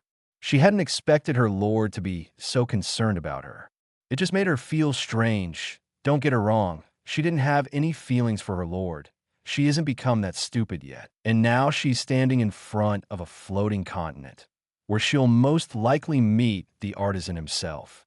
She felt a rush of excitement and utter confusion in her heart, as Artisan was her childhood idol. She even discovered her passion at his exhibition, but she never had the opportunity to meet him. Concerning the confusion, she didn't understand why her lord had brought her here rather than to the Mosaic ascetic order, where the uniqueness was most likely to be present. It certainly is. Aukassis nodded and motioned for her to take his hands. Come on, we don't have much time. Diana grabbed his hand and felt the world before her spin for a moment before returning to normal. She turned and looked around, realizing she was in a large room. But her attention was drawn to the scene outside the window before she could see any further. Outside the window, there were numerous skyscrapers with strange architecture, as well as many people flying around the city in unusual vehicles that were gliding through the sky. She also looked around and managed to find various people conducting research on strange inventions. Diana stared, mouth agape, at everything. I wasn't expecting a guest. A deep voice drew her attention back as she turned and looked at the source of the voice. A man stood in front of them, holding a bronze scroll in his hand. He had brown hair and black eyes. He rather had a high nose and was dressed in a gray robe. The man fixed his gaze on Diana for a brief moment, causing her body to stiffen. The excitement she had felt when she finally saw her idol before was swept away as she met those indifferent eyes. 4. She had the impression that she had been completely exposed, with all of her secrets laid bare for him to see. Her body relaxed, and the sensation vanished as soon as a hand was placed on her shoulder. When she turned around, her lord was standing beside her, his hand on her shoulders. Yet, a friend at that. The man smiled amicably as he turned to face Aukassis, who was standing next to Diana. Aukassis looked at the artisan, who was behaving friendly, as if he had no idea why he'd come here. He had previously met Artisan and had a number of run-ins with each other. During the third epoch, Artisan was very famous because his talent triumphed most. One can see it clearly by just looking at the floating continent and the city that was so out of era that he managed to build. Artisan even managed to gain the guidance of the ancient sun god himself, which pushed him one step closer to becoming a god. Since he learned a great deal from ancient sun god, this was also the time when they became acquainted. Shall we cut the nonsense? The cold tone of Aukassis caused the temperature in the room to rise.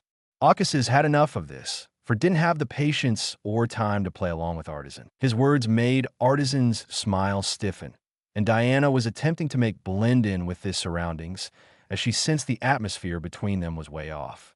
Aukassis began walking towards Artisan as a divine aura erupted from him, filling the room with golden flames. The room in which Aukassis was present was anything but ordinary, as it contained valuable notes and calculations that the artisan had painstakingly written. It had inventions with enough power to put most future sealed artifacts to shame. There was also endless books on the various shelves that held knowledge that delved into esoteric concepts such as cosmos, time, and space, while the room was also filled with restrictions and powerful defense, to the point where even an archangel would be powerless if caught in it. Even so, Everything went up in golden flames. The flames kept burning it all and illuminating the center of the room, which was unaffected by the flames. "What gives you such confidence?" Artisan smiled as he spoke, and his piercing eyes locked on Artisan. "Despite everything that has happened, you are here with such calmness even when facing me." "Let me guess." Akas's smile widened, and he continued without giving Artisan a chance to reply or react. "Is it because of Adam?" Chapter 11. Paragon. The golden flames swirled around the room's center, illuminating the figures inside. The temperature of the flames affected literally everything, to the point where reality itself was melting, as if it were a candle in the fire. Artisan stared at the golden flames that were consuming all of his hard work. He only felt regret and pain. He had no idea where it all went wrong, because he had a perfect plan and a well-thought-out path for his bright future. Nonetheless, everything collapsed in front of his eyes. He didn't know how much of this was due to his own arrogance or self-confidence, for he used to believe that nothing could go wrong and that no one could stop his ascension. Looking back, Artisan's lips turned upwards as he smiled self-deprecatingly at his previous self. He is now facing the terrible consequences of his actions. For it's truly terrifying to face an angry god. Artisan was aware that he was treading on thin ice, and the god's gaze put enormous strain on his body and soul. Before, when confronted with Akas's, he manages to keep his composure. As he remembered a priest who always prayed to a figure in a cross, he had some hope left in his heart. Adam was his last hope. For he was a member of Twilight Hermit Order before, and he also personally met Adam after everything happened and explained it all, as the situation was already out of his hands. In response, Adam simply smiled and assured him that everything would be fine. Even Adam was generous enough to promise to lend a hand if the situation worsened. However, at the time, even Artisan did not anticipate that things would escalate to the point where he would attract the wrath of God. When he heard Akas's mention Adam now, his calm expression finally gave way to despair. It wasn't because Akas's discovered his backer was Adam, but Akas's expression and look remained unchanged even after learning that. "Oh." Akas's was amused by Artisan's changing expression. "What do you expect? Do you think I'd back down and talk to you politely?" He spoke mockingly, revealing Artisan's thoughts, as if he could see right through him. Adam, the angel of imagination, king of angels of the visionary pathway, creator's son, the zealot. The list of titles given to him is endless. Akas's understood why Artisan had such faith in Adam, because Adam had performed such feats that many did not consider him to be a king of angels, but rather a god. Akas's remembers that fateful day when chaos and depravity engulfed the planet once more as the Creator's blood spilled across the ocean. The golden sun in the sky dimmed as its finally twilight illuminated the entire world. The ancient sun god's resentment and negative emotions when he experienced the betrayal manifested in reality. As a result, cataclysm erupted all over the world. The eastern continent suffered the most because it was where the true Creator was born. Then, the second blasphemy slate arose from the sea. The alliance between gods and king of angels quickly fell apart, and a war ensued between them over the ownership of the slate. However, the slate ended up in the hands of Adam, who appeared in the midst of the chaos and took the slate. Even when the gods attacked, he was unfazed, as a cathedral built from the bones of fallen ancient gods themselves arose around him, protecting him and letting him escape the siege. It was truly a sight to behold. At the time, everyone who saw it knew Adam was far from simple. Akas's knew that his former self suspected that Adam was a failsafe left by the ancient sun god. If things went wrong, Adam was most likely tasked with resurrecting the Creator, and his former self, and even other gods, were always wary of the angel of imagination because they didn't know how much of the ancient sun god's legacy that he got, other than the bone cathedral. His former self would not have taken the risk in the situation, but he is no longer the same, as he is even prepared to face Adam, despite knowing who Adam really is. Akas's, on the other hand, had a feeling Adam wouldn't show up at all. "Haven't you figured it out yet?" "Artisan, I never concealed my presence since I came to this floating continent. Aucuses chuckled. I thought you were the smartest of them all, Artisan. Artisan's brown eyes dimmed as his last hope was extinguished at the exact moment he realized it. Despite his dire circumstances, the angel of imagination did not appear at all. Your Excellency. Finally, Artisan spoke up rather hoarsely. His face became respectful. I'm willing to accept any conditions imposed on me because I have truly inconvenienced you. Conditions, huh? Aucuses raised his brows, his expression playful, as he noticed Artisan's sudden shift in attitude. At least you finally recognized the situation you're in now, Artisan. When Artisan heard this, he fell silent. However, his hands were clenched tightly together, and his body was slightly shaking, revealing his true emotions. Where should we begin? Aucus's smile eventually faded, giving way to apathy. How about you start with what happened in Mosaic ascetic order and problem of hermit's uniqueness? And don't ever try to be clever with me again. Aucuses stated coldly, because you can't bear the consequences. He said this while pointing to the window. The golden sun, which was rising over the horizon, suddenly emitted a blazing light, which instantly illuminated the entire floating continent. All I have to do is snap my fingers. Aucuses stated flatly. Then the light of the sun will consume your anchors and the floating continent. He stated, as if he didn't give a damn about the countless people on the continent who will also be burned by the sun's rays. And with it, all your hard work and chances of becoming a god. The ritual for Sequence 0, Paragon, is to construct a miracle of civilization that should be far ahead of the current era and drink the potion for advancement under the reveal of this miracle to the world.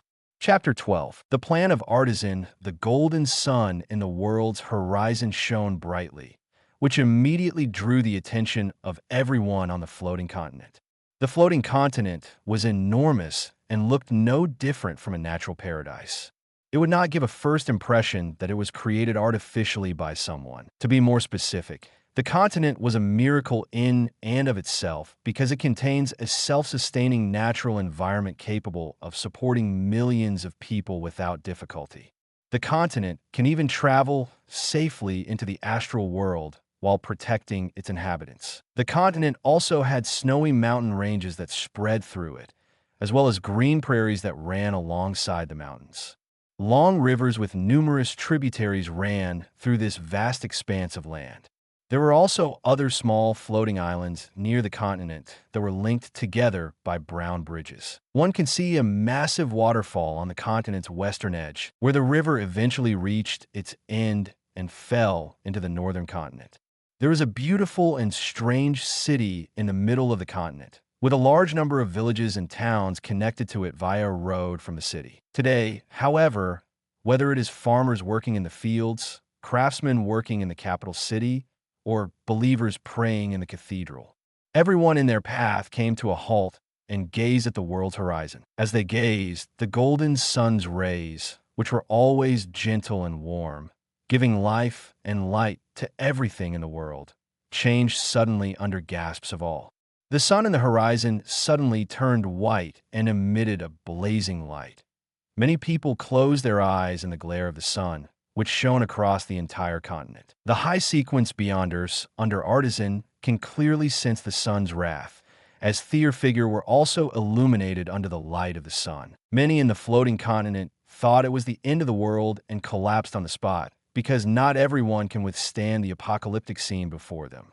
At the same time, various divine gazes were cast at this location, ranging from a divine kingdom in the Amantha Mountains to a cathedral made of bones in the ruins of a battle of gods. Despite seeing what was happening with the floating continent, none of the owners of divine gazes did anything. Here, even though the entire continent had descended into chaos, the interior of the tallest bronze tower in the heart of the capital city remained unaffected. Inside the room, the golden flames had been extinguished, leaving only black charred remains and ashes floating in the air. Aucuses sat in a white chair, while Diana stood behind him, who was dazed and shocked by everything that had transpired. Artisan stood in front of him, his head down and his hands clenched together. He knew everything was on the line now, and if he said one wrong word and dissatisfied the sun god before him, He could be certain that the sun's rays would completely burn all of his life's work to ashes right before his eyes. The powerlessness and malice of the god that he felt now made him understand the cruelty of this world once more. Even though everything had devolved into a total mess, there was still hope for him before. But it's also extinguishing, as he felt his anchors kept dwindling. However, he couldn't give up now, for he paid too much, and if he had such a weak will, he wouldn't have become an archangel. Artisan finally took a breather to calm his raging emotions and gazed at the sun god who sat before him, who also looking at him indifferently. Even though everything seemed to take a long time, it was only a few seconds. It all started with the plan I devised at the start of the fourth epic. Artisan's expression and tone became unusually calm as he began to answer the sun god's question in detail. At the time I was successful promoted to archangel, I began seeking to ascend to the throne of God. That's when Adam approached me, as if sensing my predicament, and invited me to a meeting he was holding, implying I'd find my answers there. When Achasis heard about the meeting, his brow furrowed. According to his knowledge, almost all of the angels and archangels who were promoted in this era attended this meeting. Solomon was also present at the meeting.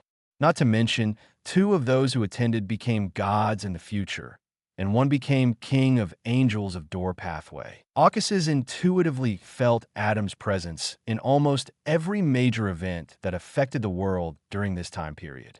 Achasis felt pressure as he considered this. It was truly unfortunate to have such an adversary against him. His attention was drawn back as Artisan continued after a brief pause, during which Artisan frequently glanced at him, most likely to gauge his reaction, which was always indifferent on the surface.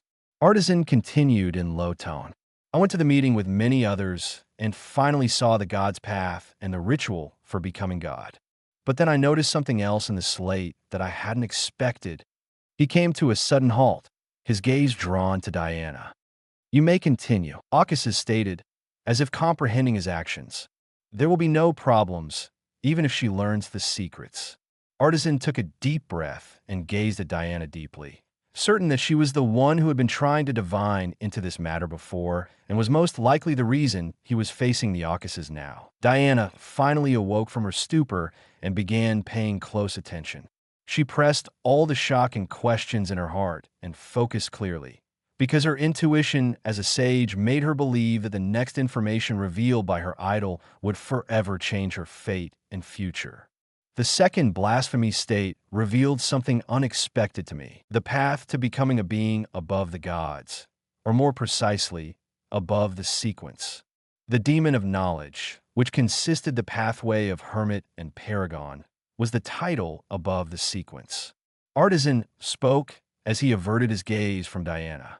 It also made understand a lot about our world and the law of beyonder characteristics. Before I could process what I had learned, Adam approached me alone after the end of the meeting and explained the future and threat of outer gods beyond the barrier. When Achasis heard that, his expression became strange. Artisan chuckled and said with a self-deprecating smile as he noticed this, "I'm not sure if Adam intended for it to happen or if it was pure coincidence, but it didn't matter much anymore. Here I was, knowing the terrible future, and my desire to become stronger was unlike anything I'd ever felt before. So I devised a strategy to make my ascension much easier. I already had a knowledge emperor characteristics with me. So, using that, I created an artificial life that I could control with the intention of using it as a tool to gather hermit characteristics and even uniqueness. I then desired to ascend to become the god of the Paragon pathway and secure my position. Then, in the future, I planned to absorb it and successfully become the dual pathway god, without having to worry about corruption and loss of control. In the silent room, Artisan's words echoed. Chapter 13.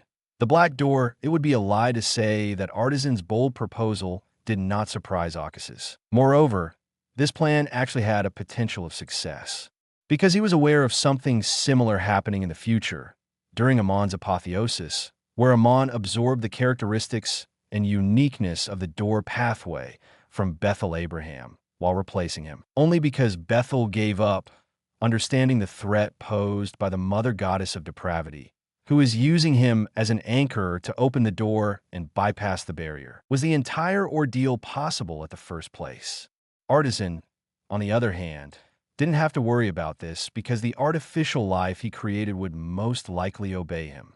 However, Aucuses can almost guess what happened next based on Artisan's expression. Diana, who was standing next to Aucuses, was in a daze again as she processed the information she had received. Outer gods, demon of knowledge, above the sequence. These words kept repeating in her mind because this information was too great and impactful for her. She had no idea there was a higher level above the gods. What exactly are outer gods? When her idol mentioned that term, she could clearly see fear in her idol's eyes. The presence of outer gods is known only to the gods and kings of angels, as it was not known among angels during this period. Wait, Diana's thoughts turned quickly as she began to analyze. The conflict between the Lord, the god of wisdom and knowledge, and Lord of storms. There are also ongoing battle between Evernight goddess, god of combat, and death. The sun, tyrant, white tower, hangman, visionary pathways are adjacent, as are the death, darkness, and twilight pathways. So, the reason for the conflicts between gods is that they're fighting for a chance to ascend above the sequence. Diana felt more clear than ever before, as all the doubts and puzzles she didn't understand before became clearer as she analyzed the truth. How about the ancient sun god? Did he manage to reach above the sequence? Diana's memories of that era were as clear as day, where the ancient sun god was said by some of his believers to be above all the gods themselves. She didn't think much of it at the time, but looking back, she realized it wasn't as simple as she thought. How did the Lord betray and survive? More importantly, how did ancient sun god die? According to her knowledge, the information and secrets of that time were completely concealed, and even her Lord never spoke about what really happened on the battlefield. Diana's thoughts then turned to the plan mentioned by Artisan. Now, when Artisan had noticed that the sun god in front of him had not spoken up, he continued on with a somewhat dejected tone. And then it happened. I was working on a new project one day. That was when I discovered anomalies in the artificial life I created. Before I could clearly see what was going on, it completely escaped my control, and it managed to escape even with the restriction, and my powers couldn't hold it all. I really didn't expect Hidden Sage was created by Artisan. Aucuses thought, slightly surprised. To be honest, he didn't expect this kind of advancement. Even though he knew Artisan had to be involved, it now appears that Artisan is the main culprit behind this entire incident. The Hidden Sage is the most likely the artificial life that escaped Artisan's control. This entire situation, the more Aucuses thought about the situation, he felt the entire situation has a huge problem. Is it possible? Aucuses' thoughts came to a halt as he remembered Adam and Klein's conversation in the future. If this involves that, then this entire situation will probably give huge headache for me. I had no idea what had caused this. The power of the artificial life that I created had suddenly increased out of nowhere. Then it completely escaped out of my continent. Artisan continued, with his head down, facing the floor. Even though it managed to flee, I still felt my connection to it and managed to track it down to the Moses Ascetic Order's headquarters. Then, just as I was about to enter the Mosaic Ascetic Order, something happened. I felt the connection with it cut off, and I also felt its consciousness fade away, as if it had died, just before it was severed. I also assumed as much. However, how could I have been so wrong at the time? Artisan's countenance was twisted, and his voice became distorted. Aucuses didn't show any surprise by the artisan's sudden change, but his golden eyes gleamed as his gaze swept Artisan. Diana, on the other hand, was taken aback by this, as she sensed her idol's aura change at the instant he began speaking about the Moses Ascetic Order. But I still entered to check when I finally managed to make my way to the main area, though I discovered something utterly unexpected. It was there, a being formed of pure information constituted of light, and in it was a purple book with an eye in the middle, slowly fading and integrating into it. I couldn't believe what I was witnessing. The artificial life I built was absorbing the uniqueness of the hermit pathway on its own, right before my eyes at such a fast rate. So much so, I calculated it wouldn't take more than a week or two to finish. Then, obviously, I intended to stop it, but I came to a halt in my tracks when something appeared directly behind it, as if sensing my intention.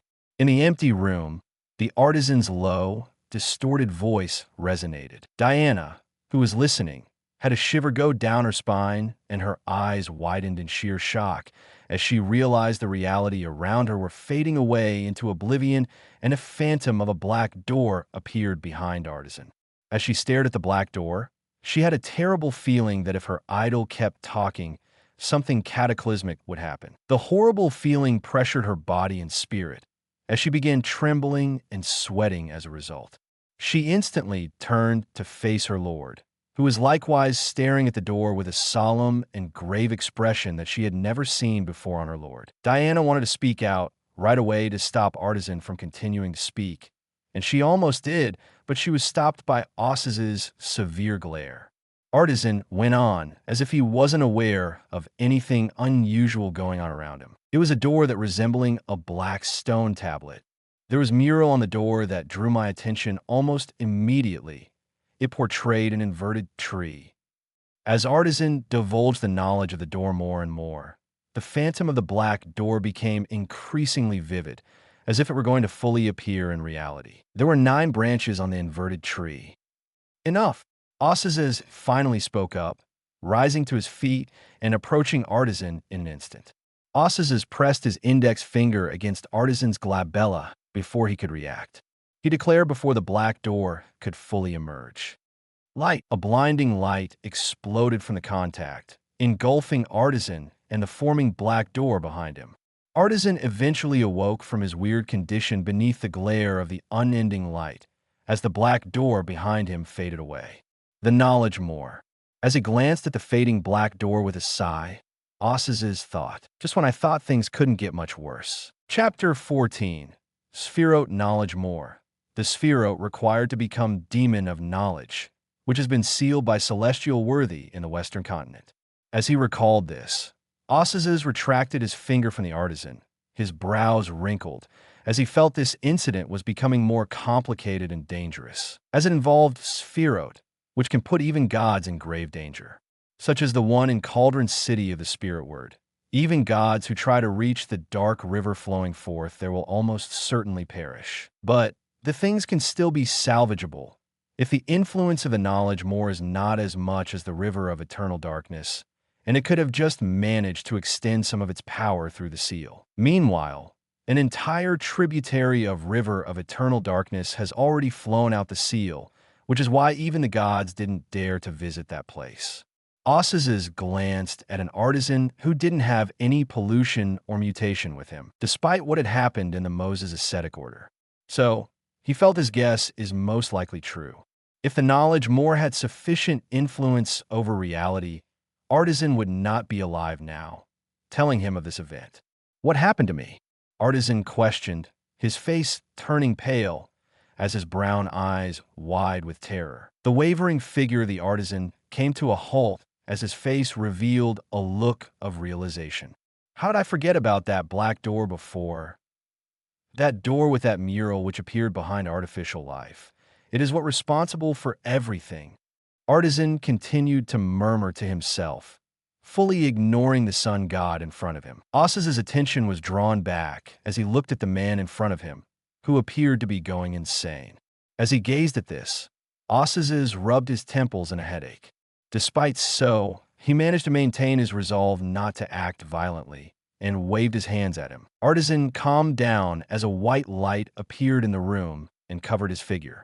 So, how did you manage to get out from there? Ossas cut to the chase immediately. Artisan took a breather, and because that event had been so traumatic for him, for he had completely forgotten about the door until before, even he had only described the artificial life that he had built when meeting Adam. He knew something influenced him all this time.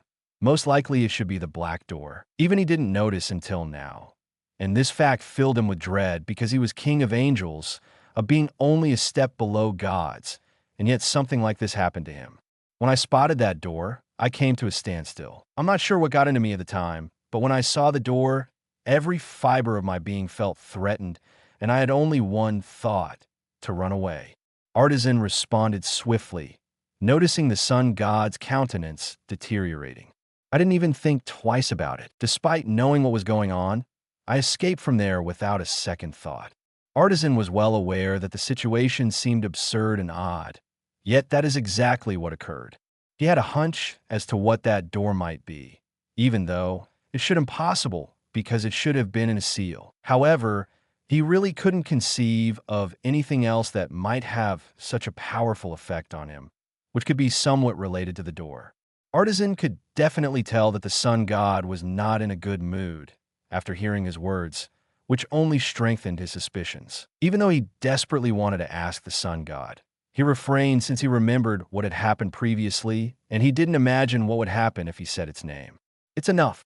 Osazes waved his hands to stop him from speaking any further, since he is now very certain his prior assumption is true. However, knowing this, Osazes had some reservations about going there. It's because the Spherotes are all beyond human comprehension, especially the authority they represent, which is far too abstract.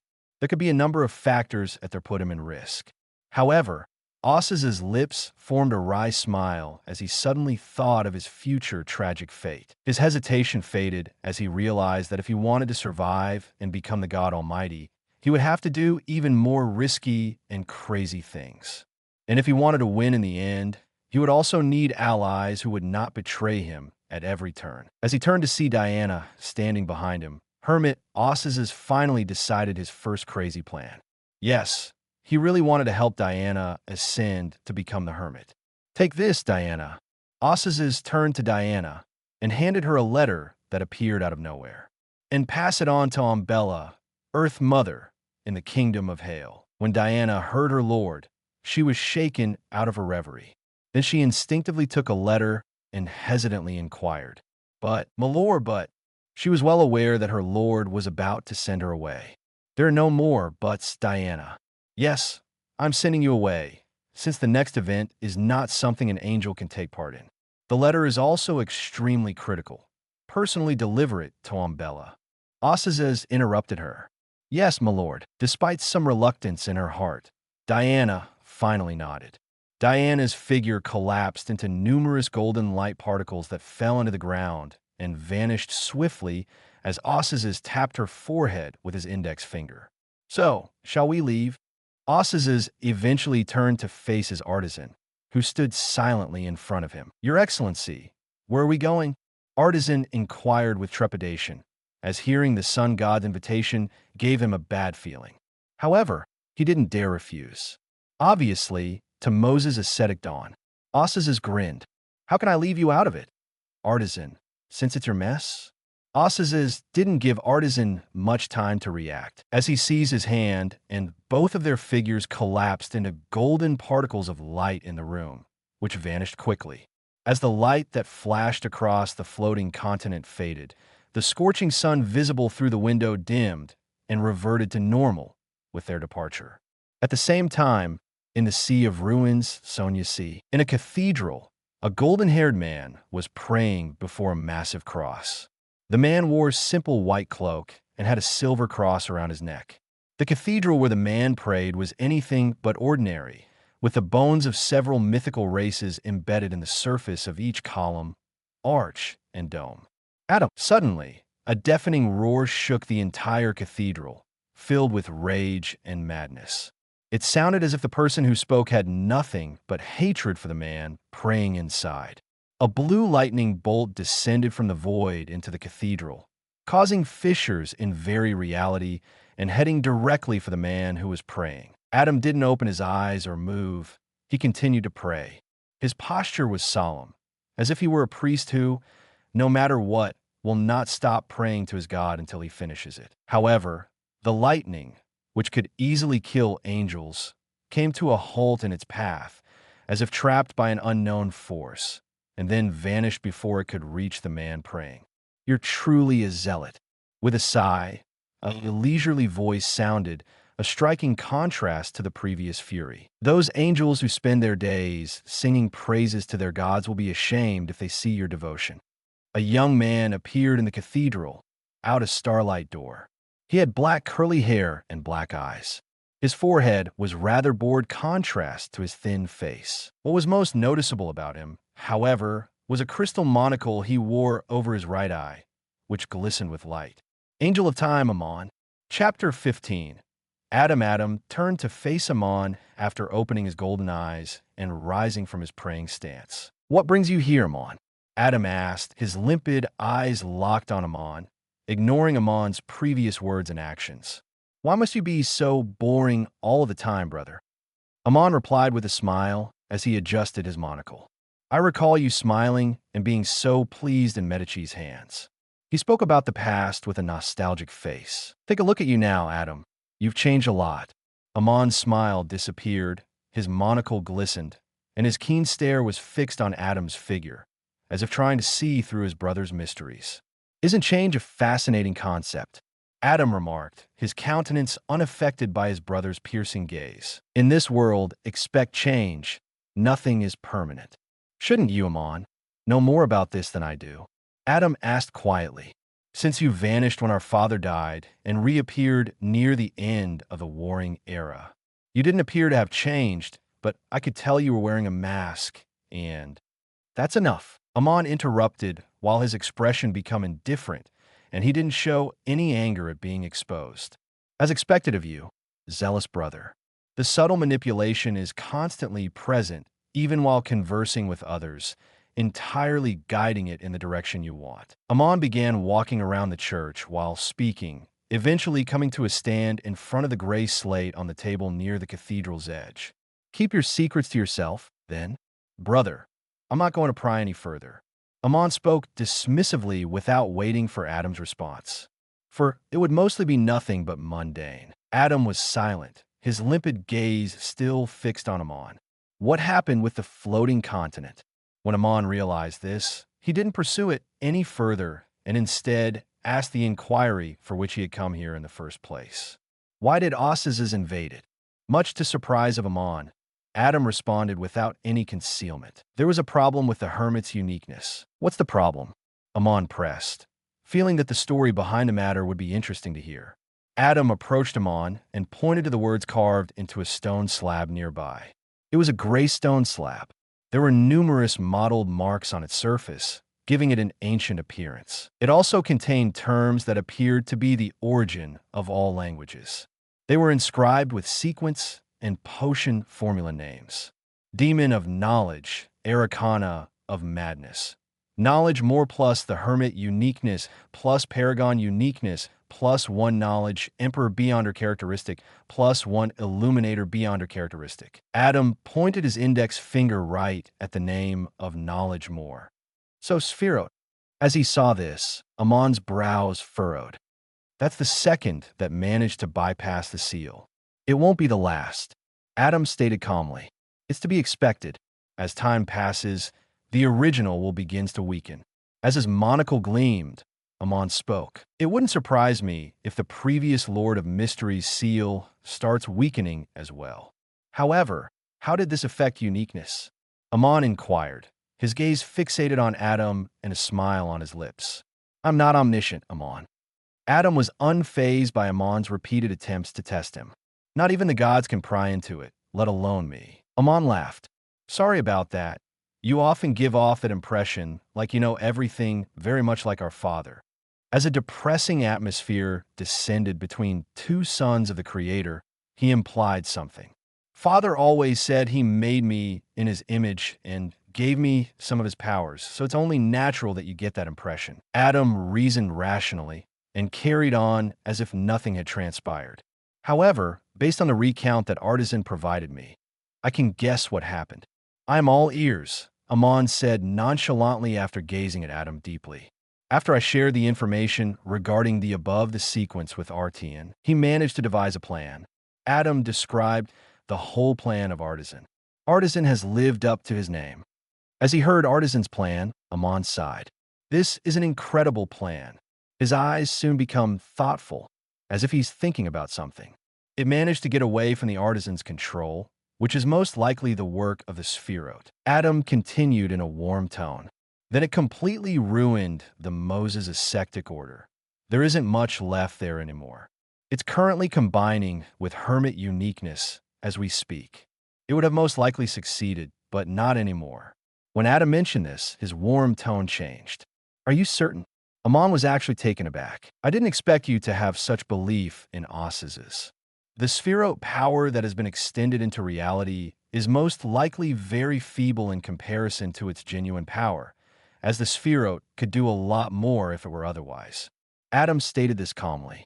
Osses can handle it if he has assistance. That is that why didn't save Artisan from Osses? Amon inquired, smiling, as he reasoned after hearing Adam's words. More importantly, how did Osses notice this? Artisan is not in any real danger. As he said, Adam shook his head, and an actual Beyonder ascending to become the hermit is preferable than a puppet created by Sir Foyt, as things will become more difficult in the future. Then he explained what had occurred to Diana. I had no idea the gods now cared for their angels. Amon chuckled. It's interesting that, unlike Leodoro and Herabergen, he didn't develop paranoia against his own. Amon, everyone is different, Adam advised in a gentle voice, for which Amon just smiled. So, you're just going to let uniqueness fall into the hands of Osses? Amon then asked, as if he hadn't considered the power disparity between them. Given what's happened, I wouldn't be surprised if Osses gives his angel the uniqueness. Hermit must be born, one way or another. Adam said this without expressing his opinion. Hermit, huh? While stating this, Amon's expression became more intriguing. It appears that the future will not be so dull anymore. When he spotted Adam evading his questions once more, he didn't bother, and he also got the information he needed. Well, my zealous brother, I shall take my leave, Amon said with smile, as Starlight door appeared behind him. For I can't stand your pretense anymore. He didn't wait for Adam's reaction before opening and entering the door, which vanished with his departure. Adam didn't show much change, as he took the blasphemy slate in his hand. But all of a sudden, Adam came to a halt and turned to look in the direction of Solomon Empire, his clear golden eyes shining brightly. The empire shall fall. In the bone cathedral, his deep voice echoed. Chapter 16. Lilith the golden sun shone through the clouds, illuminating the two figures standing on the large sand dune. A stony mountain range stood in front of them, with a pathway leading between two mountain peaks at its edge to a location illuminated by sunlight. Your Excellency, this is Moses' ascetic dawn. Artisan pointed to the pathway, where there was an array of buildings and statues at the end. I know, Osses said this while frequently checking his pocket watch and his surroundings, as if he was waiting for something. Artisan sighed as he realized the sun god had ignored him again. He already resigned to his fate. Because he can't do much or escape under the gaze of a god. He can only hope that he will be able to keep his life, which seems like a luxury at this point, given the situation he has found himself in. However, something drew Artisan's attention away, and his gaze was quickly drawn to something unusual in front of him. A small plant sprouted from the dry desert sand. It didn't end there, as more and more plants started growing from the sand dunes around him, as far as the Artisan's eyes could see. The vast expanse of sand dunes quickly turned into green prairies with brightly colored flowers blooming in it.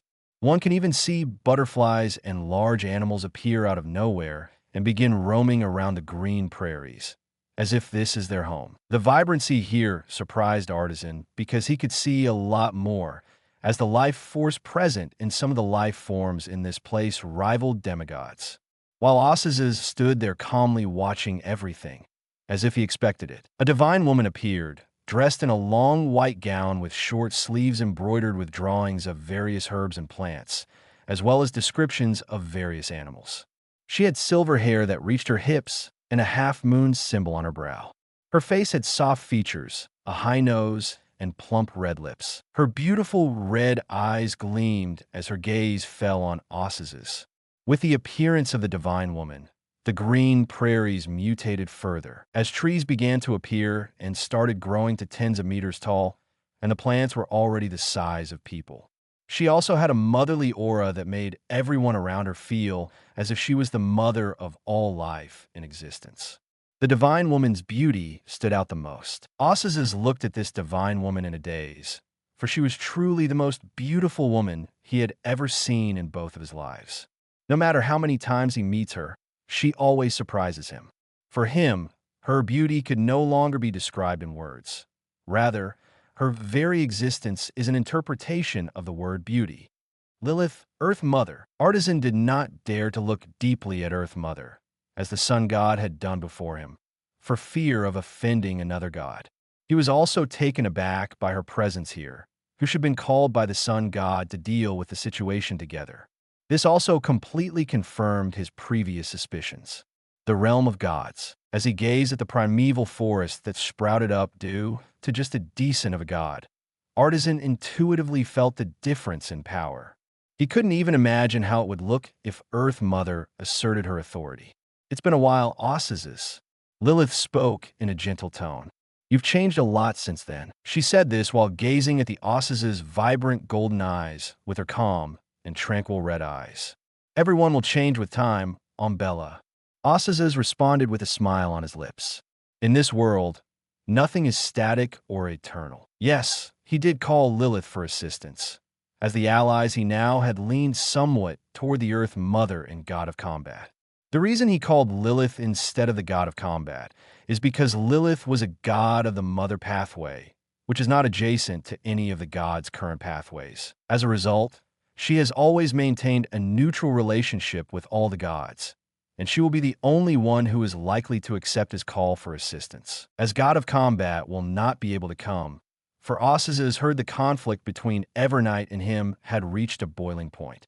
Also, Osses had no idea Lilith was still alive before, and she had even managed to become a god in the disguise of another. He had known Earth Mother since the Third Epoch, and she had even been a member of Rose Redemption.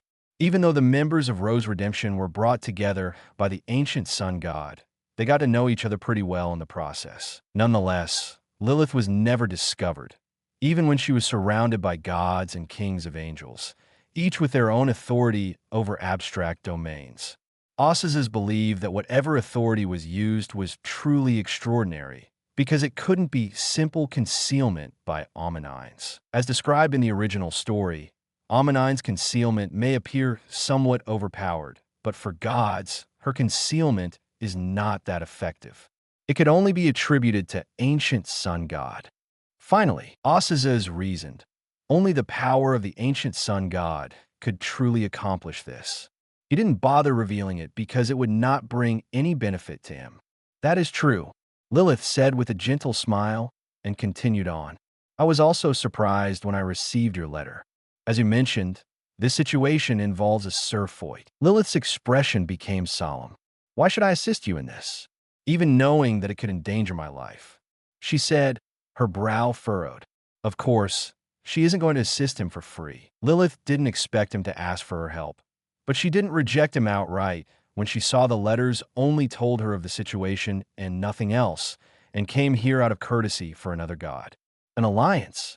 Osses prospered immediately after hearing her, because he was already prepared for this situation. In the future, Umbella, you won't be able to maintain your neutrality. You must choose a side one way or the other. Indeed, Lilith nodded, as she was aware of the situation. But why should I form one with you rather than Leodoro or Herabergen? Even though she knew the relationship between gods, she still questioned because she wanted to hear out Osses's.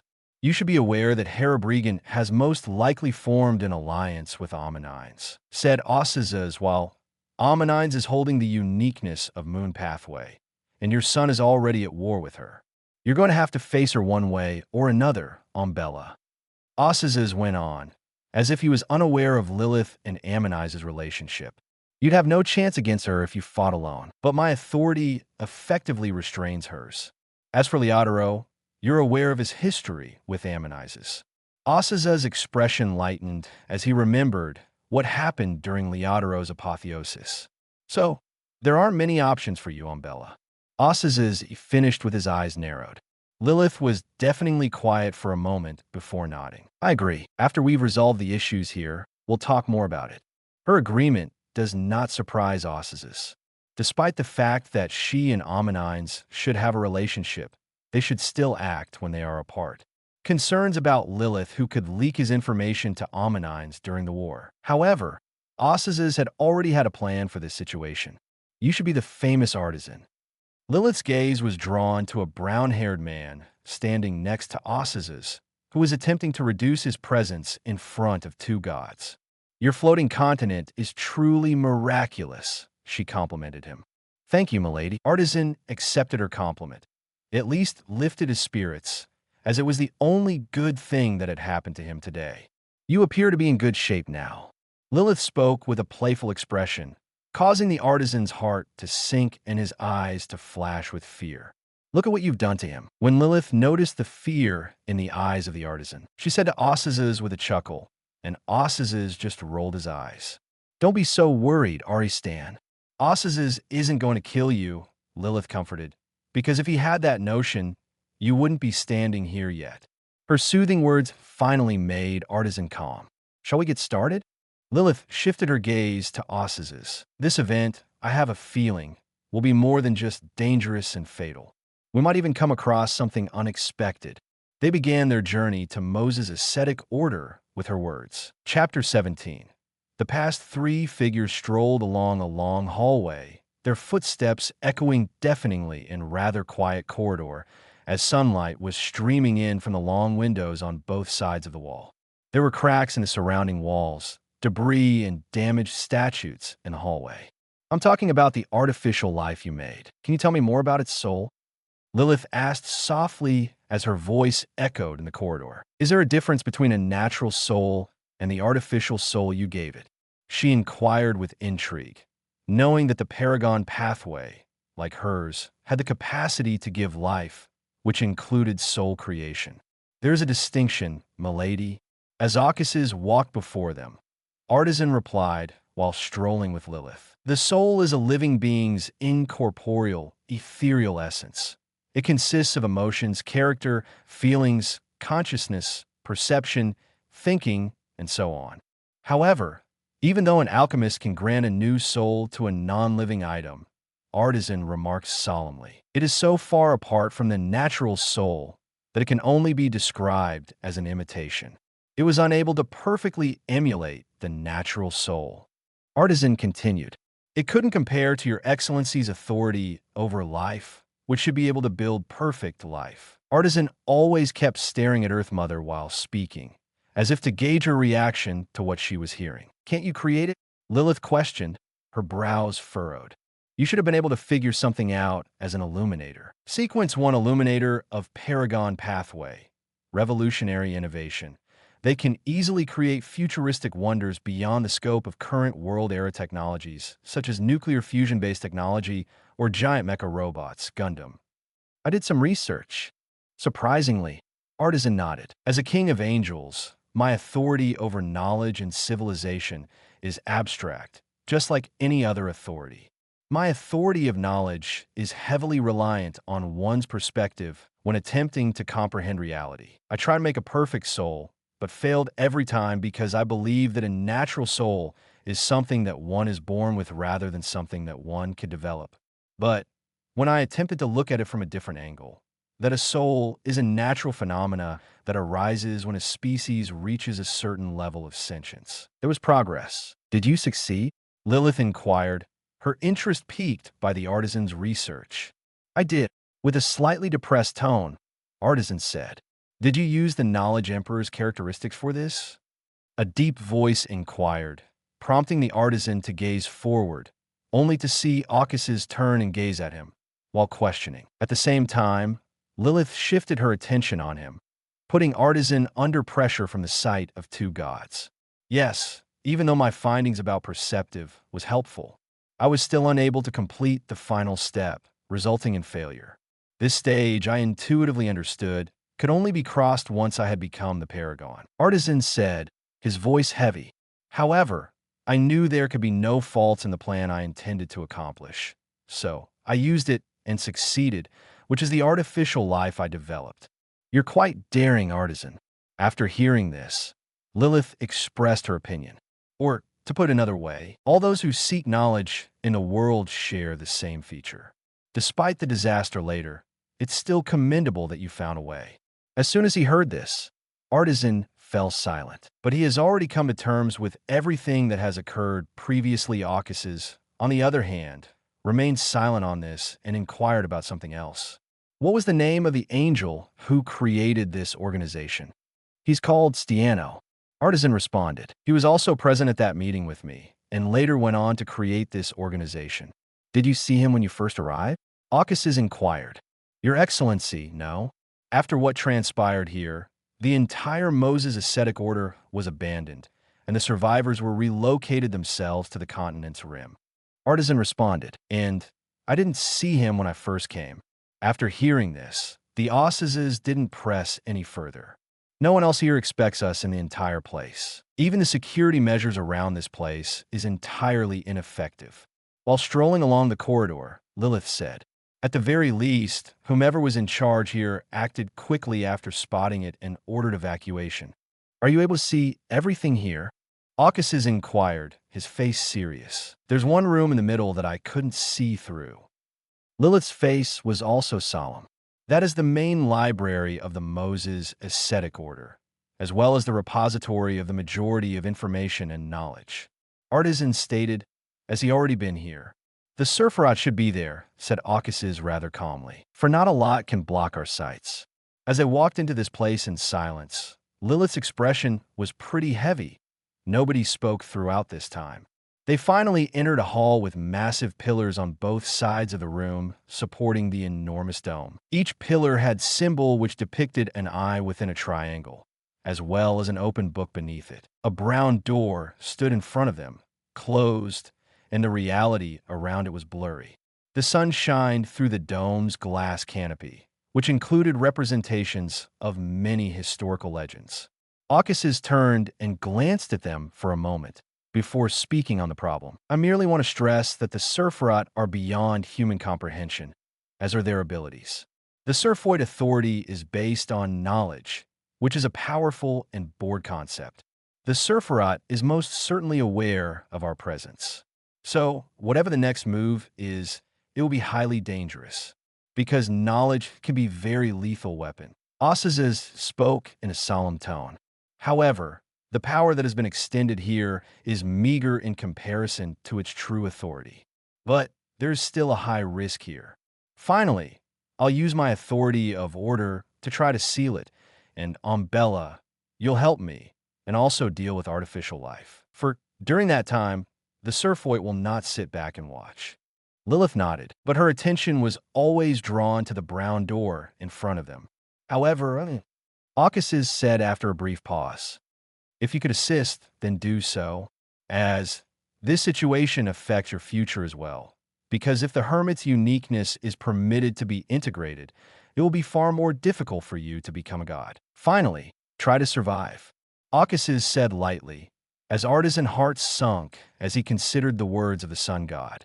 They then proceeded to the door and stood in front of it. I have a feeling that whatever we confront first will be absolutely unexpected. As she stared towards the door, Lilith said abruptly. Now that she was standing in front of the door, she was calm rather than being nervous. I certainly hope not.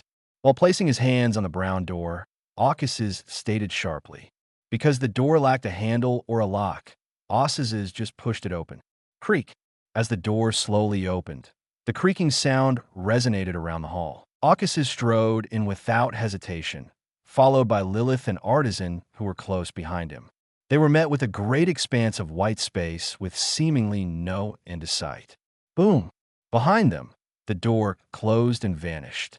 However, before they could react, the reality of their surroundings shifted, showing a completely different landscape. Massive skyscrapers stood in ruins as far as the eye could see, some slanting, as if about to topple, and others upright with damage. There were broken bridges and a multitude of abandoned cars on the lanes, as well as some planes that appeared to have crashed into the ground. The sky was filled with gleaming stars that gleamed brighter than they had ever done before. Most importantly, there was a dazzling sliver moon in the sky, which brightly illuminated the night sky. Image here. This is indeed unexpected. As he stared at this, Aucus's had a melancholy look on his face. Chapter 18. Crimson moon, the silver moon shone brightly in the night sky, and the stars twinkled illuminating the ruins of a once prosperous civilization before them. Arcas's Lilith, an artisan, stood on a dark road surrounded by abandoned cars, with street lamps and traffic still lights flickering with light. Even though the skyscrapers appear to be damaged, there were no bodies of the dead or any sign of the chaos that should have ensued if a cataclysmic event occurred. Did they all vanish? Arcas thought this with a heavy heart. He had no idea what happened during the apocalypse that wiped out modern civilization. If most just vanished, leaving some to fend for themselves, or if this was the work of some great old one. Even though it wasn't his world, it made him sad, but he quickly shifted his focus to their situation, rather than sulk in his emotions, as this was not the time. The past? I wasn't expecting the Spherote to project the past era, but on top of that, it just had to at this era. How did it manage to do this? Its strength should not be sufficient to accomplish this. As he considered this, Arcas's emotions were like a roller coaster. Because this is not an ordinary time. The God Almighty, the celestial worthy, and the mother goddess of depravity were all very active during this time. When Klein tried to divine the artifact of the ancient sun god using the power of Sapphira Castle, the ancient sun god in the past noticed and cast his gaze at Klein in the future. Arcas remembered this exactly. This left a deep impression on him, because we meet again, mysteries, Adam said when he met Klein during the 5th epoch. The ancient sun god was only a half-pillar god almighty at that time. I completely miscalculated. Arcas was filled with dread, even though he had previously overestimated Spheroid abilities, but looking now, he completely felt otherwise. The Silver Moon. Lilith looked through the strange buildings of the Silver Moon with wide eyes that were filled with genuine shock. Lilith was no stranger to the Silver Moon, as she was an ancient god of the 2nd epoch, where remnants of the previous era could still be found. She had done some investigation into it. She had heard the legend of the Silver Moon and even read a description of it, which stated that the moon was once silver, signifying purity, and that it was not always crimson. However, with the apocalypse that brought the world to an end, the moon's silver moonlight had long since faded. Is this the forgotten epoch before the 1st epoch? Lilith examined the strange city and structures. She had seen similar ruins in the eastern continent at the start of the 2nd epoch, but nothing compared to this. Her red eyes flashed with tumultuous emotions as Lilith's hands were tightly squeezed. It's been a long time since something had such an impact on her. It's because she's always been curious about her origin and past. Because her memories of the beyond the era of the 2nd epoch are hazy, she has no idea what happened before. But she always had the impression that she was not born in the 2nd epoch, but rather much earlier, in a time long forgotten by her and the rest of the world. Where are we? A loud voice drew the two gods from their chaotic thoughts and made them turn in unison to face Artisan. Artisan, on the other hand, didn't notice their change because he was looking at the old newspaper in his hand and examining the surroundings before turning to ask. Before, Artisan was taken aback by what he saw. The strange machinery and structures drew his attention right away.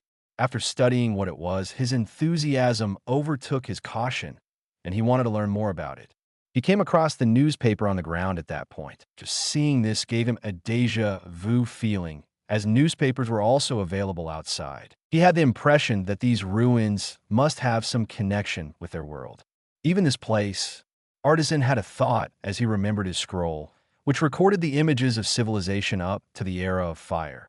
He knew it was incomplete, but he couldn't find anything back before that time. However, this location might just have that origin, so he immediately inquired of the gods, who had lived much longer than he had. "Give me the newspaper," Arcas said, and didn't bother to answer the question of Artisan. The newspaper held by Artisan immediately drew the attention of the Arcases. After finally noticing the sun god's grave expression, Artisan handed the newspaper without asking any questions. Lilith approached Arcases and studied the newspaper with complexity. The New York Times, Sunday, May 23, 2020, New York. Oil leakage is widespread near major oil plants. The headlines were boldly written in English. We're in New York. While looking up at the ruined city that was so unlike the one he had always wanted to visit, Arcas mused. "Are you able to interpret it?" After noticing he kept looking at the newspaper and the city, Lilith inquired, "I have seen this language before." Caucasus stated. Simultaneously, he tried to calm his emotions, which had been on a roller coaster before, so he wouldn't expose himself like he had done now. Even if knowledge more projected something like this, it shouldn't possibly involve God Almighty and Celestial Worthy, so he calmed down from his previous findings only by thinking like this. "Where have seen this language before?" Artisan inquired urgently. "From the ancient sun god." After a brief pause, Caucasus responded with a prepared excuse. The words here are similar to the unknown language he used with us on occasion. But he wasn't lying. During those days, the ancient sun god spoke and wrote in English on several occasions. "You mean?" Lilith's thoughts strayed to far-fetched conclusions. "It's possible that the ancient sun god," she said while pointing to the ruins. He could have just known the language of the time, because he was almost omniscient and omnipotent. Caucasus dismissed her guess without hesitation and looked at Lilith deeply, puzzled as to how she had arrived at this conclusion so correctly and easily. After hearing Caucasus' words, Lilith remained silent and didn't ask any further questions. Despite the fact that her guess was based on nothing, she still believed it was most likely correct. Artisan was about to ask again when he noticed the two gods looking up at the sky in unison, as if something had captivated their attention. Artisan also noticed that the silver moonlight that illuminated the ruins was turning crimson, which caused him to raise his head as well. Artisan witnessed something he will remember for the rest of his life. The stars that gleamed dimmed and extinguished one after another, as the crimson light that was veil that draping the entire sky became visible to the naked eye. Boom, boom, boom. The skyscrapers began to collapse one by one as a crimson sky appeared, and the entire environment began to change as blood began to seep out of the ground around the ruins. The bodies of various humanoids were floating on the surface of the blood river that soon formed, some of which seemed to have life, as their chests went up and down, as if they were breathing. As something was approaching the silver moon in the sky. Crack! Caucasus punched at the reality without hesitation. His hands were covered in golden flames, and a crack appeared in the very reality. The crack grew larger and larger, as if reality were nothing more than a breakable mirror. And, before its appearance, the order of this reality began to collapse with his punch. "Whither?" a deep voice echoed as the rate of collapse increased exponentially as reality began to wither visibly, turning the surroundings into likes off an abstract painting. Lilith also used her desolate authority to hasten the collapse of reality. But just then everything came to a halt. The collapse and withering of reality vanished, as the authority of order and desolate was erased by an unknown power that appeared out of nowhere. Everything was restored by this mysterious force. Caucasus looked up at the crimson sky, his face heavy and his eyes filled with dread, a wry smile on his lips. "She noticed us."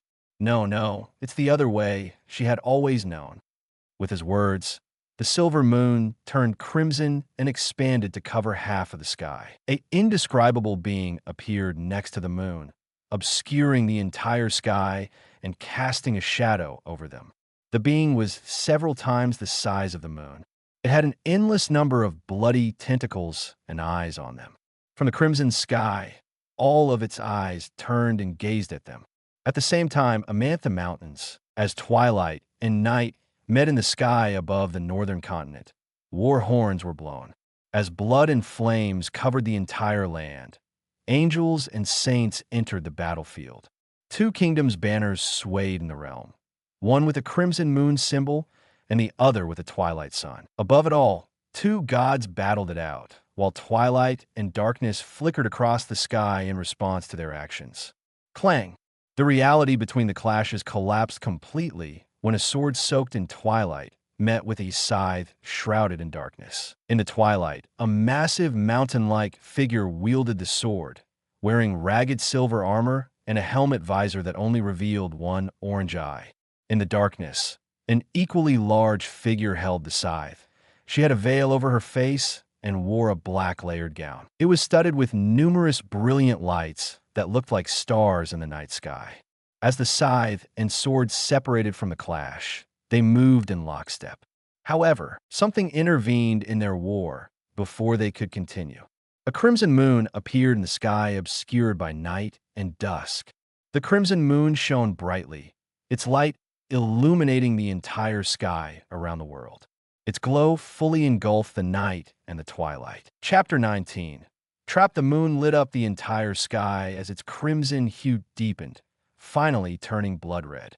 The world was awakened by the blood moon, which caused many to glance up at this strange phenomenon that was visible all over the globe.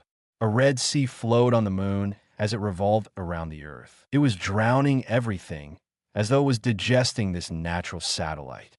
The crimson sea that flowed in the moon stopped as various eyes appeared on its surface when Occuses and others encountered in the projection of past created by authority of knowledge of Sphirot. Its gaze landed on the Moses ascetic, or more accurately, directly at the main room, as countless eyes glanced at the blue planet behind the barrier. If one can look at the indescribable being without losing their minds, they will witness a reflection of Occuses, Lilith, and Artisan encircled by a blood ocean in its countless eyes. On Earth, as the massive giant's dusk receded to his own kingdom, the Evernight goddess and god of combat had long since ended their conflict. Ammonizes, the Evernight goddess, stood in the sky, lighted by crimson moonlight, silently staring at this. Her dark gown fluttered as she turned to face the massive crimson moon that was obscuring her view. She sensed the crimson moon's power seeping into reality, bypassing the barrier though an unknown anchor, a powerful authority beyond human comprehension, and exerting towards a location in the northern continent. Ammonizes also sensed the vibrancy of life all throughout the earth, which seemed to be celebrating their mother's return. The very earth trembled as endless filth and corruption in abyss moved in chaos, as though terrified by the moon's power. She can even hear Farabady's painful roar reverberating throughout the abyss and the oceans.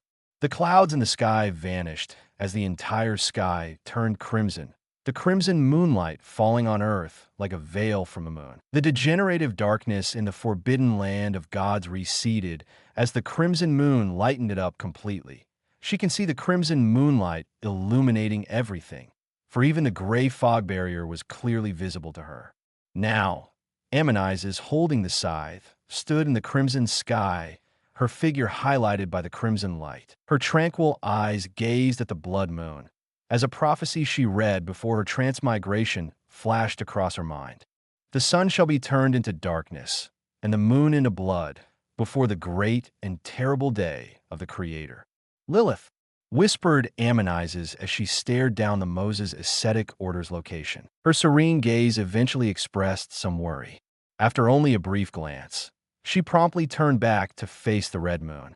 Ammonine's countenance became solemn behind the veil that draped over her face, as she could see numerous eyes on the moon peering through the barrier at the earth. She didn't hesitate any longer and proclaimed solemnly in front of the entire world. Night. The crimson moonlight that had illuminated the entire planet had dimmed noticeably, with darkness spreading over the sky throughout the world in an attempt to prevent the blood moon's power from affecting the earth. An imaginary white tower and clouds filled with blue lightning arose in the sky shortly after, joining darkness in blocking off the blood moon's power. The crimson moonlight also shone through the sea of ruins, lighting up the bone cathedral. The Creator's Son gazed up to see the blood moon through the cathedral's large window. As he gazed at the crimson sea in the moon, Adam's clear and limpid eyes finally changed. I really wasn't anticipating this. Adam's calm voice echoed in the church, as even he didn't think something like this could happen. Ockus's emotions was incomprehensible at the moment, as he couldn't decide whether he felt regret for coming here or terror at the prospect of encountering Once Pillar. Even though he knew he would have to confront them one day, he didn't think it would be anytime soon. How does it feel to be starred by a Once Pillar? He can see her authority subconsciously influencing everything around him, so it wasn't obviously good. Space, reality, knowledge, time, and many other concepts have been corrupted by her, and have entirely fallen under her control and whim. Everything changed visibly as crimson eyes and tentacles appeared in the very space, and reality shifted to reveal a red world with flesh mountains and humanoids with no skin laying upon it, as well as a river of blood, where various twisted fetus and other abominations that seemed to be straight out of hell were floating upon. They would have immediately corrupted under her presence if it hadn't been for their level of life, reaching the level of God and King of angels, for everything about them, whether fate, memories, life, and soul, would have been assimilated with her and become part of her, while they would have ceased to exist if not for that. Aukas's also sensed the authority of a pillar that influenced reality. He couldn't quite define it at first, because it was enormous and unlike anything he'd ever experienced. She appeared to be an aggregate of all the cosmos' negative powers, evil/een. He was also struck by her boundless vitality, to the point where she appeared to be the originator of life in the universe, or, to put another way, the mother of all life in cosmos. He felt pressure on his soul and body under her gaze, even as a true god, as a nigh-infinite spiritual force crushed against their figure. Aukas's figure trembled slightly as sweat beads formed on his forehead, but soon a sun's symbol appeared on his forehead, brightening the surroundings and protecting him and others from her great spiritual strength. Aukas's saw that her eyes were entirely fixed on Lilith, who dropped to the ground with crimson blood pouring from her mouth, nose, and eyes. Aukas's immediately realized what her actual objective was: to corrupt Lilith, a god from the mother pathway, which originated from her. She knew this all along. It's fucking trap. He couldn't allow something like that to happen, because everything will be destroyed at that moment. Even though it seemed like an eternity, it has only been seconds since she emerged. But before he could do anything, he felt her attention turn totally to him. A distorted voice resonated, capable of driving even archangels insane. It was in a language which was unknown to anyone on the earth. However, he still clearly understood it. "You are different," she spoke while looking at him, as the entire actual red world twisted and blurred, as if unable to endure her voice. Chapter 20. Supernova different? Aukas's didn't anticipate her to find something about him, but he couldn't think any further about it, because she was floating above him, attempting to corrupt Lilith and most likely him as well. "Son," as he stared back at her, he exclaimed aloud. In front of the indescribable figure, a terrifying golden sun arose. The golden sun emitted an infinite amount of pure light as it shined down on the bloody planet beneath it. The golden rays descended on the depraved world below like veils of light, and wherever the veil dropped, everything lit up with golden fire. The fleshy mountains, which seemed to be composed of humanoids' bodies with no skin, had been amalgamated together to form the mountains, which virtually filled the entire planet with a blood river running through them. As everything visible melted under the rays of golden sun, the fleshy mountains caught on fire. The bodies of the humanoids on the mountains began to shake as if they were alive, and anguished inhuman howls filled the planet, for golden light lit up everything, forming an ocean of flames. As the golden rays of the sun illuminated the river, the blood river began to evaporate with abominations that was burning. "Vav! Vav!" Cries of infants resonated from the torrent of blood, while the sun rays still shone brightly with no intention of receding at all.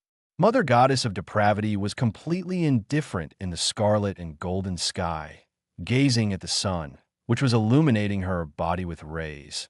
But the sun couldn't harm her in the least. Aukas's, on the other hand, snapped his fingers just then.